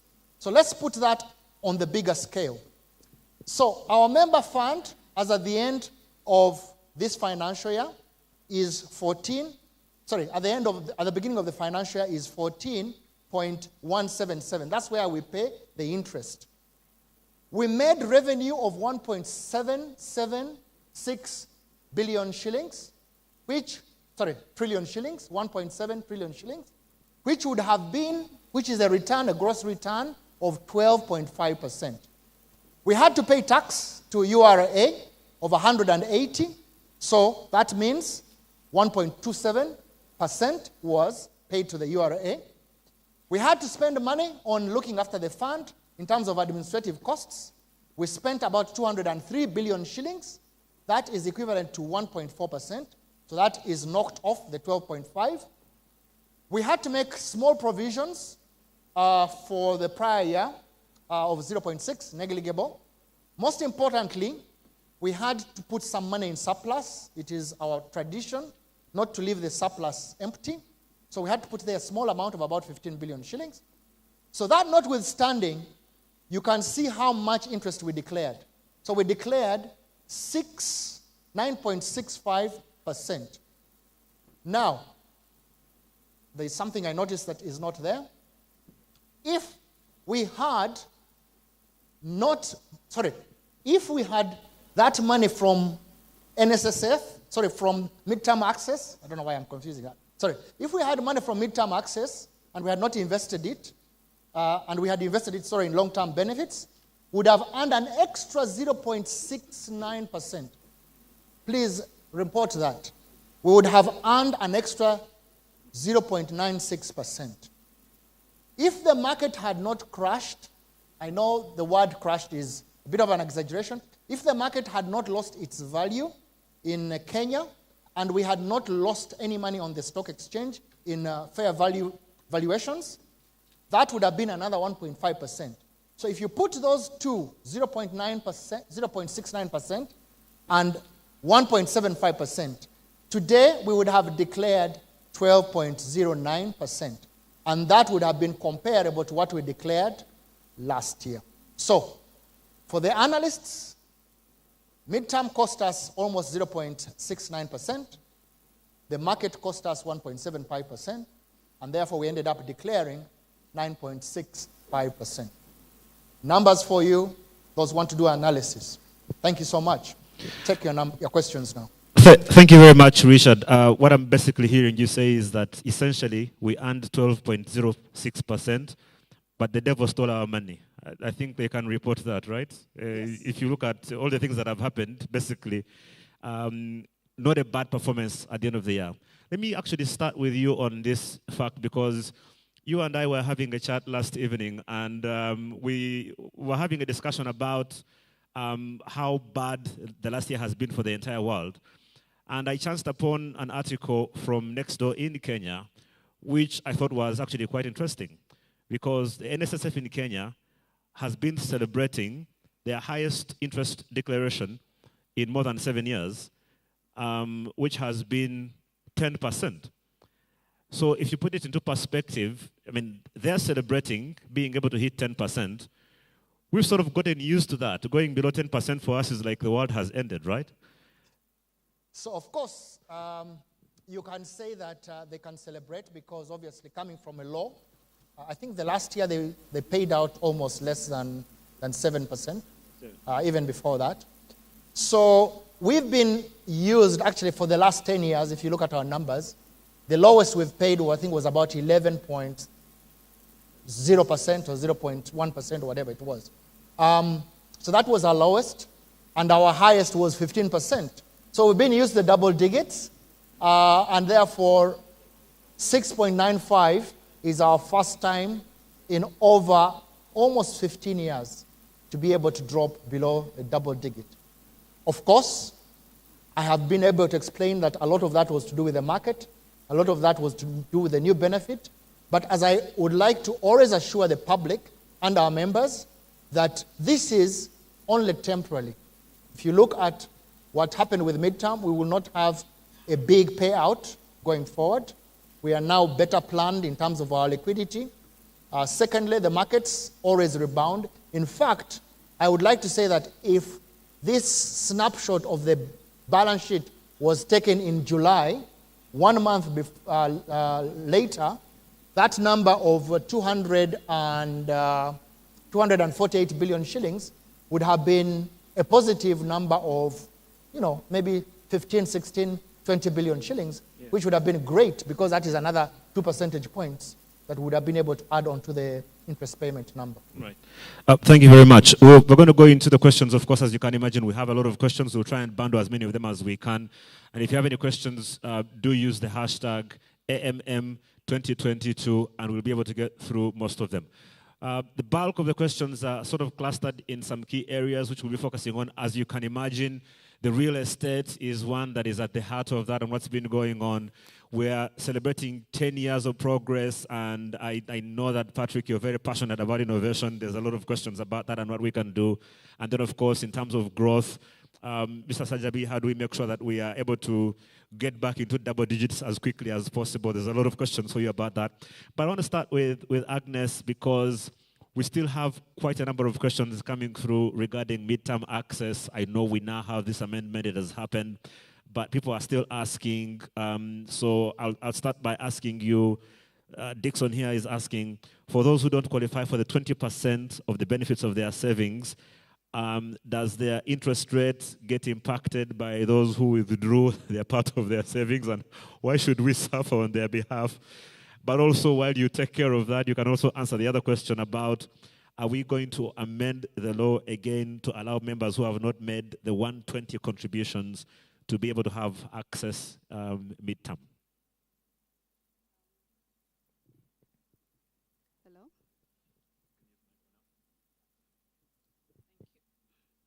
Thank you. Good morning, our members, and congratulations for the interest rate. The answer to the first question is yes. Unfortunately, for the members who access the midterm benefit, you may not be partaking of this. At the time the benefit was being processed, we made this very clear in several forums, including on the forms that you filled in, and this is derived from our law. The law provides that the interest declared today applies to the balance on your account, provided no benefit has been withdrawn in the interim. So you recall our members who benefited from the midterm benefit that we advised that if you accessed your savings then, you would take the 2.5 statutory rate, which you enjoyed. But you got the benefit. So we believe going forward, having gotten the benefit at the time, you access and continue to enjoy the interest going forward. So that is the position. And our members, we made this clear to you at the time you access the benefit. And the second question? About amendments The for the 120 yes. months. 120 days. Thank you. So this is a policy issue. As you know, for us at the fund, we are implementers of the law. It's a policy issue.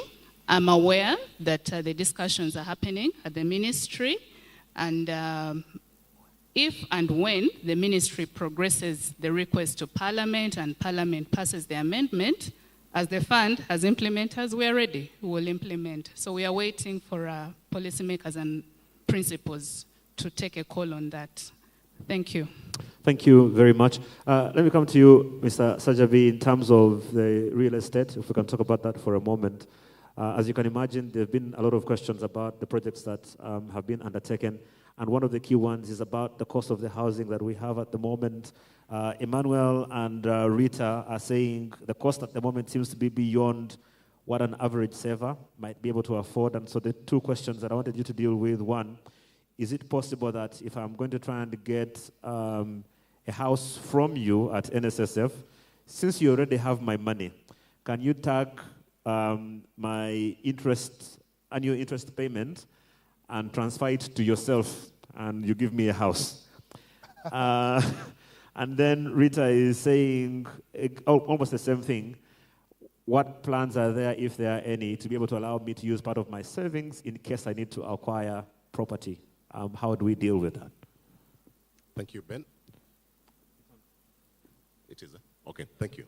So first of all, talking about the cost of the houses, I think Richard did indicate earlier that last week the media were taken to Temangalo, specifically to unveil a project that brings on board some level of affordable housing. Members are completely right when they say that Lubowa may be out of reach for many of them, and the numbers, show that. But we think that the Temangalo houses should be able to cater for that segment. So Temangalo should bring on board some level of affordable housing.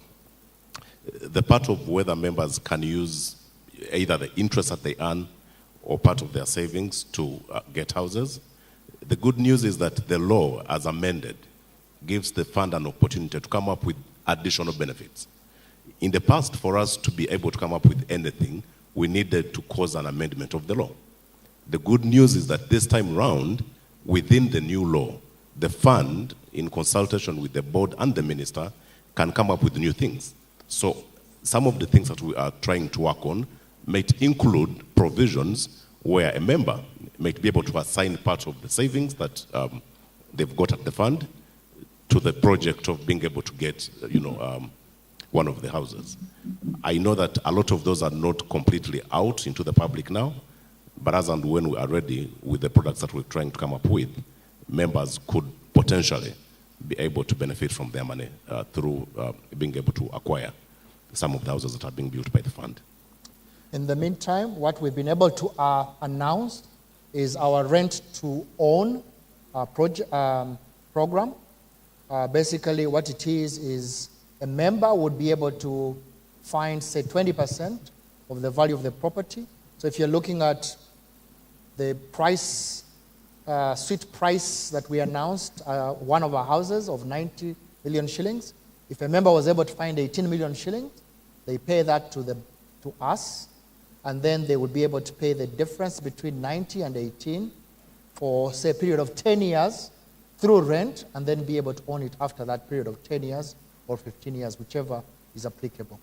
And we believe that that is a way of removing the banks, but also removing the extra cost that is associated with processing of a mortgage, and also the extra layer that banks use for analyzing their risk, because when they analyze their risk, they are looking at the other factors.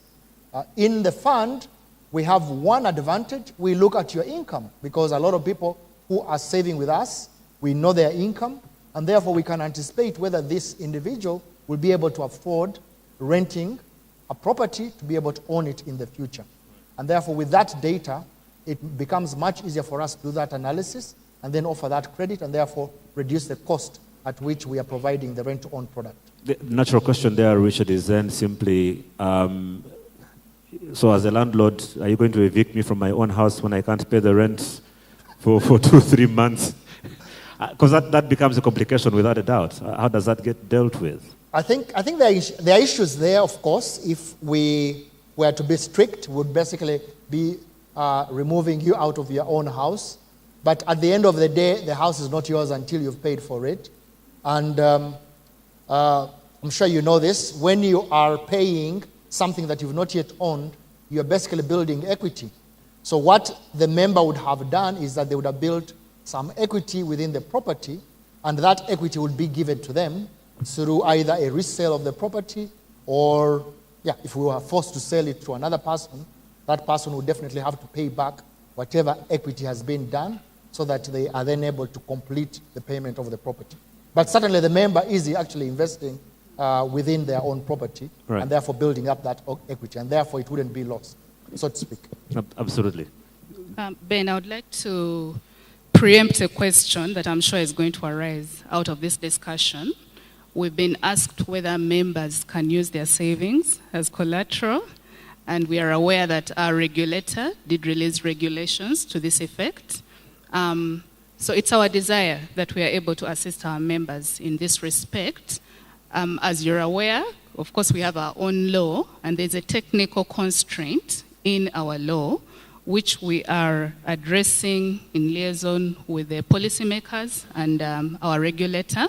So right now, there's a restriction against using members' savings as collateral.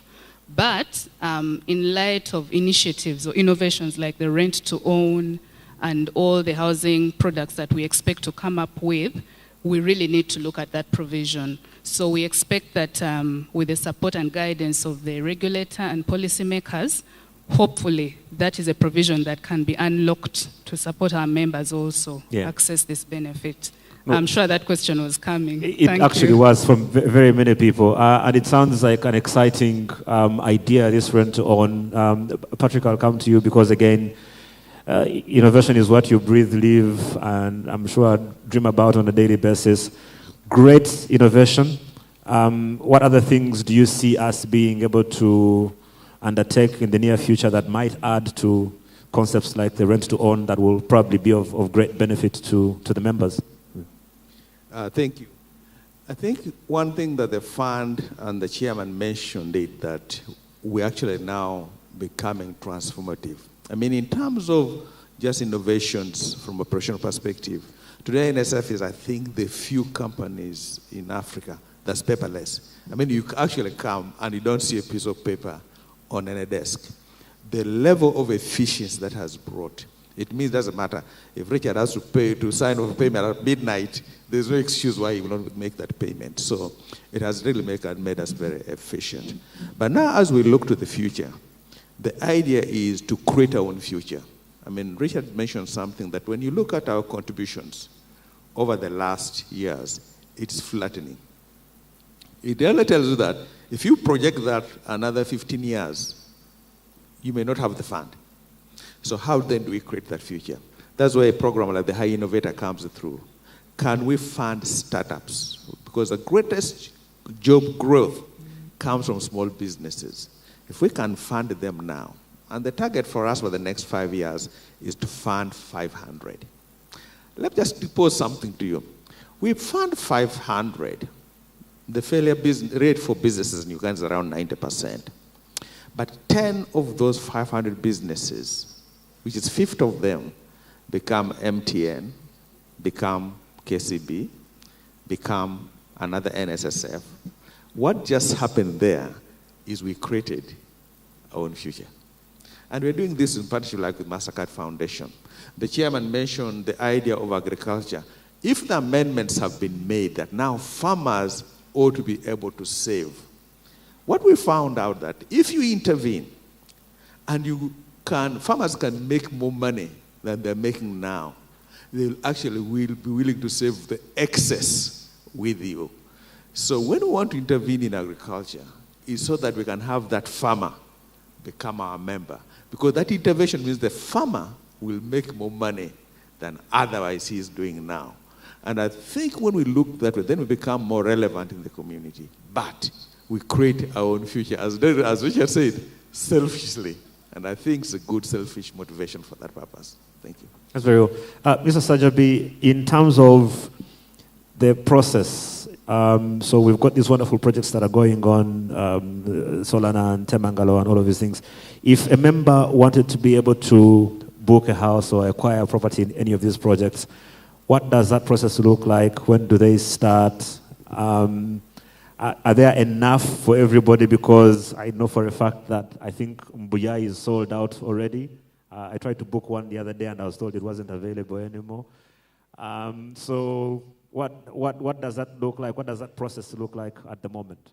We are selling like hotcakes. Oh, obviously. So how does Mr. Sajabi create a bit more projects for us to be able to latch on to? Thank you, Ben. So in terms of the process, first of all, we're trying to create a website that is fully dedicated to the sale of houses. There are just a few things left, and we think that in a matter of just a few weeks, that should be completely out. So members of the public, members of the fund can be able to log in, be able to even have a demo, a video demo. They can have a look through all the houses without physically going to any of the houses. But from that demo, if you've got concrete interest, we've also got a sales team that is available that you can also contact through the website, and they can be able to take you to the estates. You can do a tour at no cost to you. And you can also be able to pick which of the houses you want. And if it's still available, then we can organize, the issues of the payments. Whether the houses are enough, Richard says we're selling like hotcakes. The fact is, it takes time to build a house. Lubowa has taken us, just for this first phase, maybe more than 4 or 5 years, okay? Temangalo, we've simply started, but being able to deliver the first phase might also take some 2 or 3 years. Chanja, we've been building for about 3 years now, okay? We've got other plots of land, and we will continue to build. So because it takes a bit of time to build concrete, the houses that are available today cannot be enough if out of the blue, every member came and said, I want to buy one. So what is happening now is what you call first come, first serve. And today, the houses are not specifically for members only. Any member of the public, even if you're not a member of the fund, and you've got the means to buy, and you are the first to come, and you can meet the cost of the house, you'll take that house.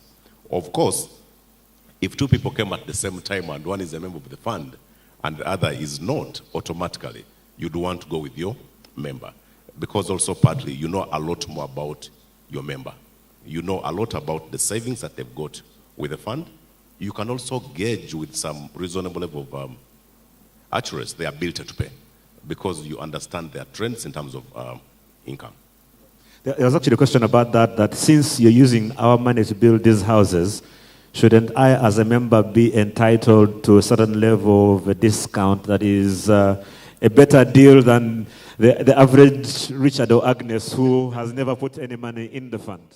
Yeah, but Ben, also the interest that we just read out. Part of our mandate is to ensure that when we invest your money, we give you a return on your money. So when we build a house and we sell it at a reasonable price, right, your first benefit as a member is the interest that we give you. In fact, if we discount that house because you're a member, we'll be doing a disservice to the majority of members that are not buying houses. Right. Because not every member is interested in a house. But at least we know that every member wants a return on their money. So even when you're a member of the fund, if the house is going for 90 million, like we said for Temangalo, the lowest, the right, house will still be 90 million, because we've got an obligation even to those members that are not interested in buying a house. So what you're basically saying is essentially, let's increase the price of all these houses as much as we can so we can get more interest. Yeah, that's what we are saying. So please, do increase the price on the houses. Speaking of prices of houses, Richard, I'll come to you and then we'll come back to Agnes in just a little bit. Is there a level below which you're not allowed to go? Because there's a lot of questions about people saying, look, your average saver will not have that much money. Your current projects obviously will be pricing out a lot of people. Is there any provision for you to actually be able to go down to that level where you're looking at what is the cheapest possible house that NSSF can build? I think the question is, and it's coming from a lot of people online, what they are essentially asking is there a provision for NSSF to build a certain form of glorified muzigo for people to be able to buy? What's getting in the way of doing that? All right. It's not yet afternoon, so we've got to be a little bit kind to our viewers. The honest truth is that I have talked about affordability of the products that we put out because we are NSSF. There are things we can't do. There is a market segment we'll never be able to deal with. For example, we'll never be able to enter the muzigo market, right? Because the muzigo market, in its inherent nature, cuts corners. By its very nature, builds in land that is not expensive. By its very nature, is not responsible for the infrastructure. By its very nature, does not give all the services that you would expect in a house that is in a good environment. By its very nature, if you look at the properties that we own 3 large properties in Lubowa, almost a square mile. In Temangalo, near 3/4 of a square mile. In Nsimbe, more than a square mile. So you can look at, these are large tracts of land. These are lands that have not had any infrastructure on them. These are land that cost us a little fortune. These are lands that we've held over a long period, and therefore their values have gone up inherently. And therefore, if we are to price in all those factors, so price of land, if we are to price the infrastructure that we build, if we are to price the electricity and the water services, if we are to price the landscaping, a lot of people don't realize how much money goes into landscaping because these are virgin pieces of land and they've got to be made habitable. So if you really put all these costs together, they have to be passed on to someone because the arrangement for us under residential properties is build and sell. We don't build and own. Otherwise, we would say, all right, let's own it and then just charge rent. But we don't do that. We actually build and sell off. And therefore, if we have to sell off, somebody's got to take that price. And that price, unfortunately, means that the properties have to be at a certain level, including even the quality, because we don't want to put our brand at a level where we do not want to be. So we will not play in that part of the market, unfortunately, because of all these inherent things. I think the one thing that Richard just mentioned is critical, and this is to us as a country. In most markets, and I can tell you, I was in the US, you go to Kenya, when a government and the people decide they want to offer decent housing, there is active participation of the government in that development. Richard just mentioned infrastructure.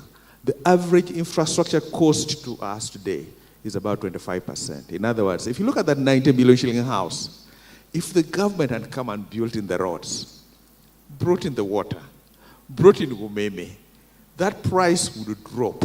Now it is a range that's more affordable.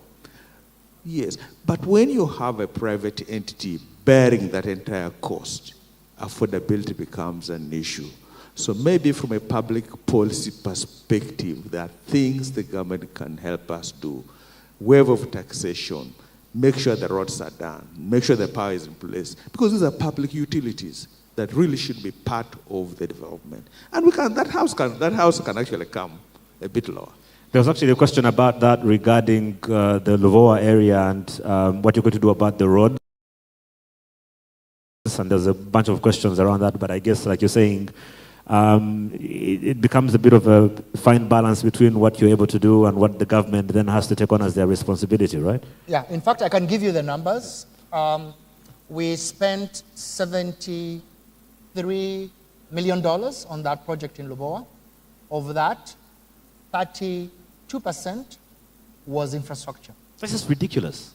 Yeah, exactly. Can we be honest? Exactly. That is ridiculous. Exactly. If government had given us roads, if government had done the electricity, if government had done the water, and we only simply had to build houses, we definitely would have charged those houses 30% less. But unfortunately, we've got to do it ourselves. That's one of the issues we raised actually with government and with the president specifically when we attended the launch. And we are working with the ministry to see what things they can throw in to enable us bring down those. For example, one of the things that is obvious is that when you build for a commercial property, like pension towers, we do not pay VAT of whatever, 18, 20%, whatever it is, right? 18%. When we build residential, we've got to pay VAT of 18%, and that's passed on with the price. So if government were to allow people like ourselves who do mega projects and say, since you are helping, we will forego the VAT on residential, but make sure that that VAT that you forego is actually reflected in the price on which you pass on to the member, right, so that that price is less VAT, but the government then doesn't get that. Basically, it's like government saying, we'll use the 18% to actually do the infrastructure which you've done. Yeah. Which would be great. Win-win for both the members and also for the government. Are there any indications that those discussions are being productive? Well, we have. I think if you were at the meeting, at the launch, the president asked us for a memo, which we've sent to government. And we are working with the Ministry of Finance to come up with some of the ways of bringing the costs down. Right. Speaking of memos, Agnes, let me come to you. There was the issue of UTL and NSSF. There's a bunch of people who I think are former UTL members, and they are sort of trying to wonder how that was concluded. Since the case was finished, if I now claim my savings, what do the percentages look like? Are they affected in any way? From what I'm seeing, that seems to be the general direction of the questions.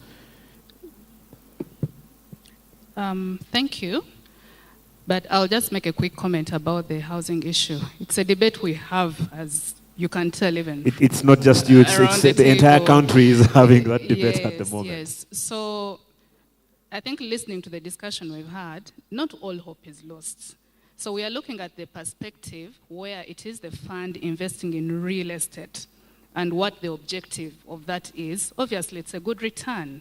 But we also talked about this new opportunity that has been created by the Act, the new products that we can come up with.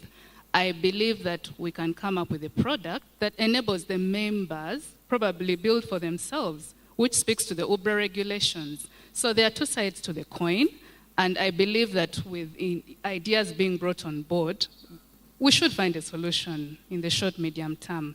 To the UTL question, yes, there was a ruling recently in which UTL lost the case. Ideally, the beneficiaries should be accessing their benefits that had been locked up by that case. However, there is an ongoing process. So there were parallel suits along the main suit, and an order had been obtained which needs to be vacated. I am aware that the members are progressing this matter, and as soon as that order is vacated, they will be able to access their savings if UTL does not appeal. So on our side as a fund, we are ready as long as those legal technicalities are resolved. Thank you. Just talk about the value at risk. The value that had been locked up was 14 point something, close to 15 trillion shillings. Billion. Wow. Billion shillings, billion. sorry. Billion shillings. Thank you. Yeah. Ben, there's been a question which she dealt with before, but I think it is a little bit nuggly because somebody has just sent it to me. Let me read it as it is. What I hear, anybody who assessed midterm will not receive any interest on the remaining portion. Maybe I got it wrong. Yes, you got it absolutely wrong. You will get interest on the portion that you did not withdraw. Right. So if you had 100 million shillings and you withdrew 20 million shillings because that was 20%, you will get interest on the 80%. On the 80%. Yes. That was but you that. won't get on the 20%. Right. Let's actually talk about interest payment now. And I'll start with you, Mr. Sajavi, and some of the questions that are coming from that. The most important one, of course, as you can imagine, is when am I getting the message? How soon do we expect Haven't you got it? the accounts to be credited? Has anybody in the room got it? No, message I yet? haven't got mine yet. Neither have I. Yeah, you haven't got yours either? I haven't got mine either. That's that can't be a good thing. Mr. Sajavi, when do we expect to see the accounts credited? Yeah, that's the man, actually. We do expect that a significant percentage of the members will get a message today that indicates to them, first of all, the 9.65 that we paid and what that would translate into actual amounts. So a significant number of members will get their messages today, but we also hope that the rest of the members should be able to get the same within the week. So the way we are working on this is that it's largely automated, but we begin with the active members, people that are actively saving, whose details we completely have. So within the day, many of you should be able to get your message. Right, that's great. And as we begin to wrap up, I'll start with you actually. The issue of voluntary savings, that's a big one, of course. The people who are watching us right now and have maybe not been formally employed but want to be a part of the fund, how does that work for them and how do they access the funds? Also, am I able to get my money out quickly in less than 5 years once I give it to you? Since I've done it voluntarily, can I voluntarily also withdraw that money? Okay, That's great. a very good question. So voluntary savings are our biggest opportunity for growth. Because like you saw in the numbers, the mandatory side of the business is not growing as fast as it should, largely because this growth is meant to come from the creation of new jobs. But we know that many individuals are self-employed. You can now be able to voluntarily save. We also know that even individuals that are currently saving with the fund can also opt to save over and above 5%. So other than you saving 5% and your employer is doing 10%, you can elect to save more than 5%. Now, how does it work? For those who are formally employed and you're already saving with the fund, there are two ways. One, you can instruct in writing your employer to deduct an additional percentage every month off your payroll, okay? And that money would come into the fund. Those who are self-employed and are not already saving with the fund would require to register with the fund. Again, registration is extremely convenient. You go online, you key in your national identification number, and our system is able to pull all your details from NIRA. And that way you are able to register without having to physically come. But we also recognize that there are individuals who still wish to come, who would want to speak to someone to guide them. Our offices across the country are fully open and we're able to serve you. Now, the money that you save voluntarily, would you also pick that money as and when you wish? We know that on the mandatory side, the benefits are defined by law. On the voluntary side, the law gives the board an opportunity to come up with ways through which members that save voluntarily will access their money. What I can say right now is that the fund, the board, and the ministry are in the process of coming up with the ways through which money that you voluntarily save can be accessed. The good news is that it can't be the same terms. There will be flexibility in terms of access. But that flexibility also will not be to a point where you put in money today and within that very week, you come and pick it, because there are administrative costs. But what we can guarantee to the members and to the public that wish to voluntarily save is that we're coming up with smarter, flexible ways to encourage as many people to join the fund and save. And we're trying to ensure that whatever we come up with is able to address the needs of the members, the needs of the different segments. Yeah, and also address a really poor saving culture as a country. It's something that we really must work on, and I appreciate what NSSF has been trying to do in trying to help this. But obviously, we still have quite a way to go to be able to improve our saving culture as a country. Patrick, I'll come to you, and then also as you wrap up, touching up from whatever you wanted to add on, but also he talked about online and the ability of people to be able to simply get onto their phone. If they are eligible, for example, for midterm access, can I really be able to just go on my phone and just punch account numbers and get my money? Is it that easy and straightforward? Or are there any terms and conditions that apply to that? Thank you. I will start with the last question because kind of Richard talked about it. He gave us a number that people who did not come to the branches got their midterm access in an average of 6.4 days. The lowest was, I think the number was about 19% of them got within 3 days. That's because they were doing it from their bedrooms. Maybe a laptop, maybe a phone.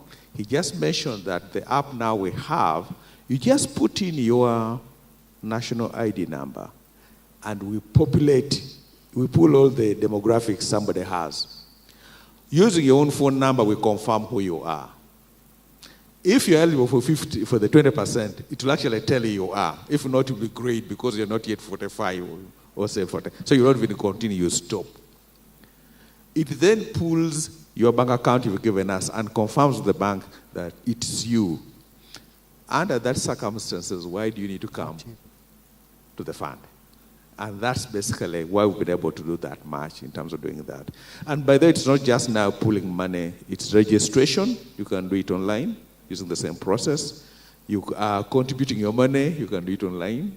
Withdrawing the money, you can do it online. So you don't really have to come into that area in terms of that. And we hope more and more people can do that because the convenience of that is increasingly amazing.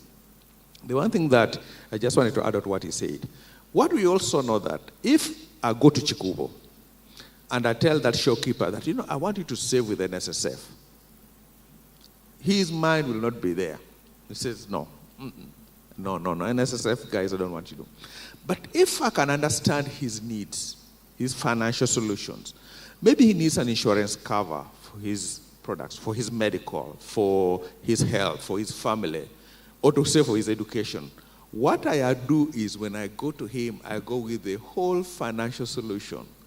The reskilling that Richard talked about was taking our staff, changing them from whatever they were doing to financial advisors. And what you're going to find that as we go out in the voluntary space, we come with a buffet of products that on your own, today they'll be too expensive for you to get, or you'll not even be able to access it. But now because you're willing to save with an SSF, you then have access to a lot of these other things. So that's kind of where you saw the products that are coming through.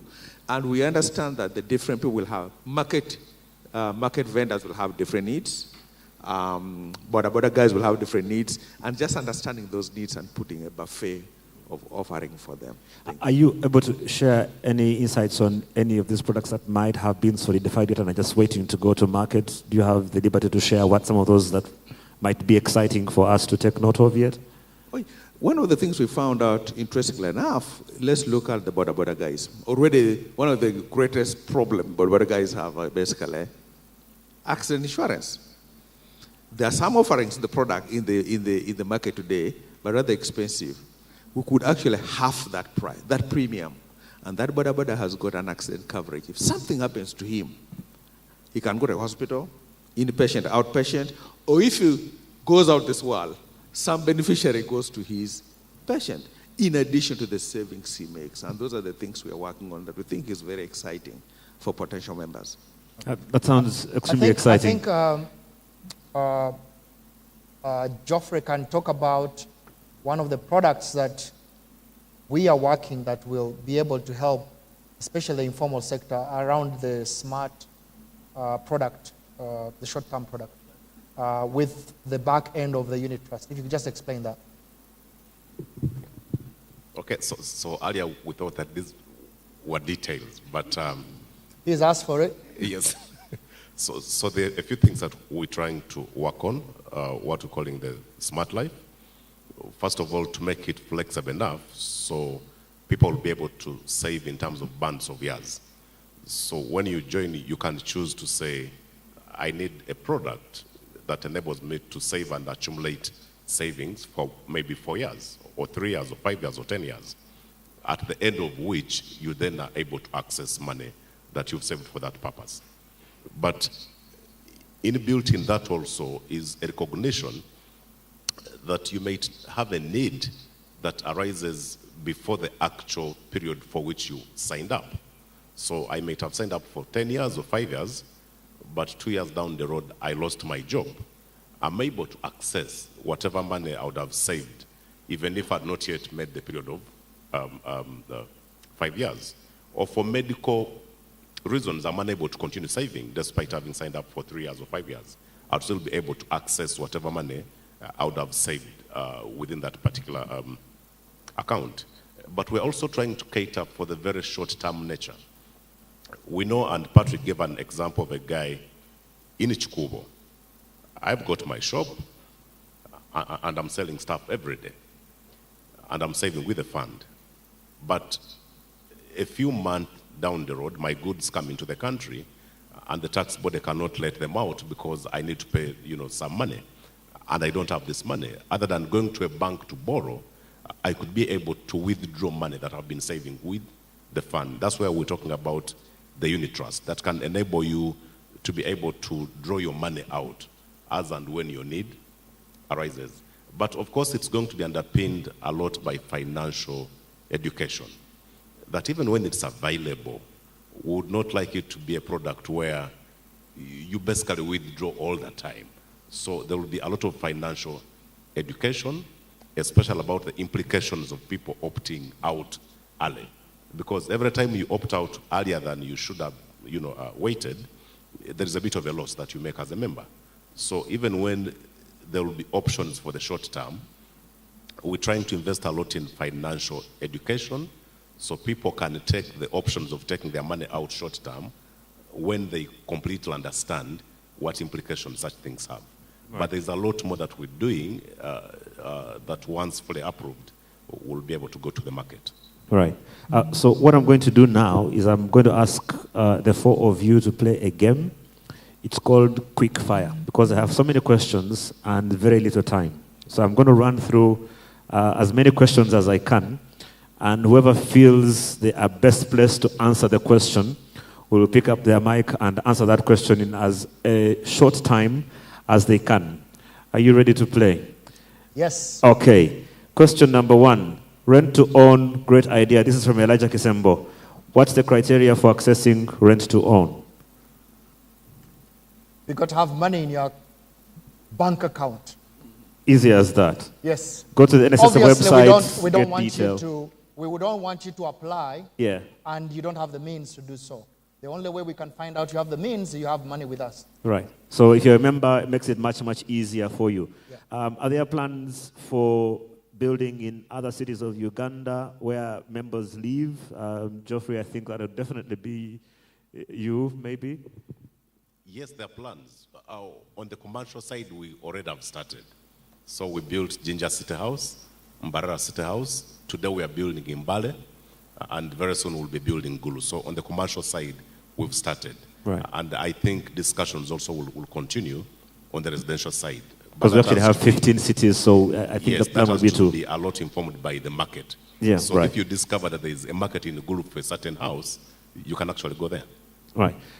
Figures, Richard, you're very good with numbers. Percentage of people that have received midterm so far? Percentage of midterm? Yeah. As a percentage of those who are eligible? Right. I would say slightly over 50%. 50%? Yes. Okay. So about 50%. I think this would be for you, Agnes. Non-compliant institutions. What do we do with those? Some people are saying that I work for your company, they're not giving NSSF contributions. How does that get handled for them? Okay, I'll have a go at it and Geoffrey will supplement. So we have a whistleblower platform where our members can report such cases and Geoffrey's team will take it up and investigate and will ensure that the employer complies. But now, with the opening up of that has arisen out of the amendments, obviously it means almost everybody now is eligible. So we are going to see a lot of those complaints happening.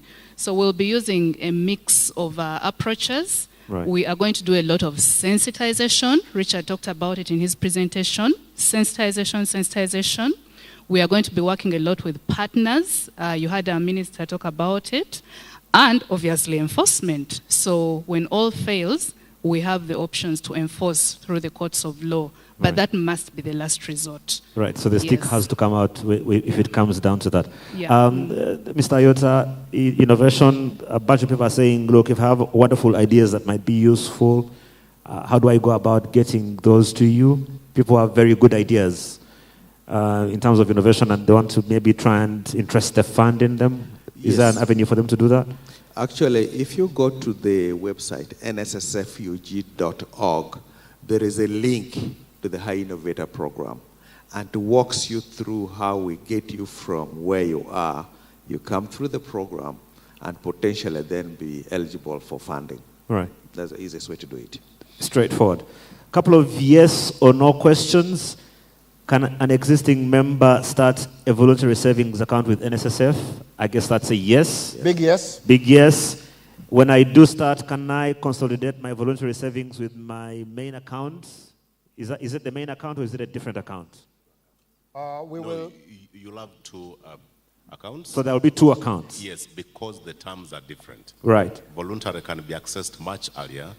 Mandatory has got a different game plan altogether. But same membership number, but you need two accounts. Two accounts. Yes. Okay, so you will have the same number, but there will be two accounts. Loan scheme for savers at low interest rate that can stop us going to the banks. Instead of you lending money to the government, can you lend it to your members? That's an old age discussion. It's a big no for now. It's a big no. Big no for now. Okay. Go to the banks for now. I guess that's the same thing, especially in agriculture, because a lot of people are saying agricultural space, again, at the moment. Actually, if you allow me, I'll just say something about that. Yeah. I've been very passionate about agriculture. We have a whole yield fund worth 20 million euros. I know euros are no longer that great, or pounds, but that's a lot of money still, which we have had available for businesses that are in the agro-processing, that are in agriculture, either at the low end of the value chain or the top end of the value chain, basically trying to promote agriculture. What does it require? It requires anybody who has a business to come to the yield fund. The yield fund put in capital as an equity investor. It is going to be an equity investment that is in the minority. In other words, you as the owner of the business retain the majority ownership in the company, but we, through the fund, come through as shareholders.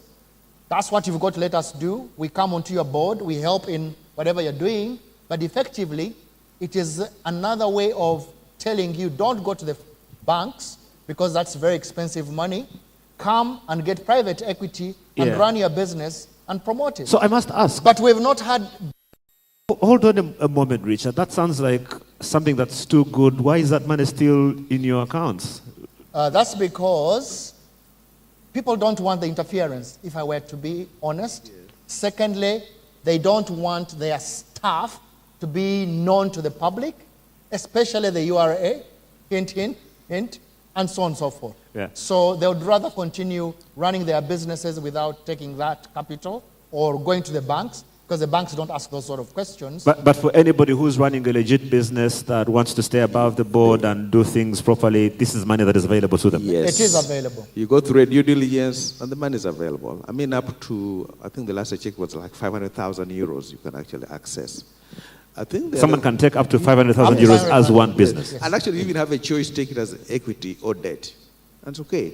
Oh, wow. What we found out, and the other culture that we as Ugandans really need to get rid of, is this. We do the startups, and most of the startups, most of the businesses, they want to own 100% of their business.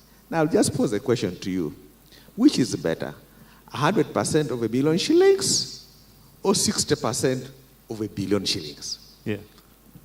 But your business will grow to 1 billion shillings as long as it's you and you and you and loan. And the Kenyans beat us because Kenyans are willing to bring in shareholders.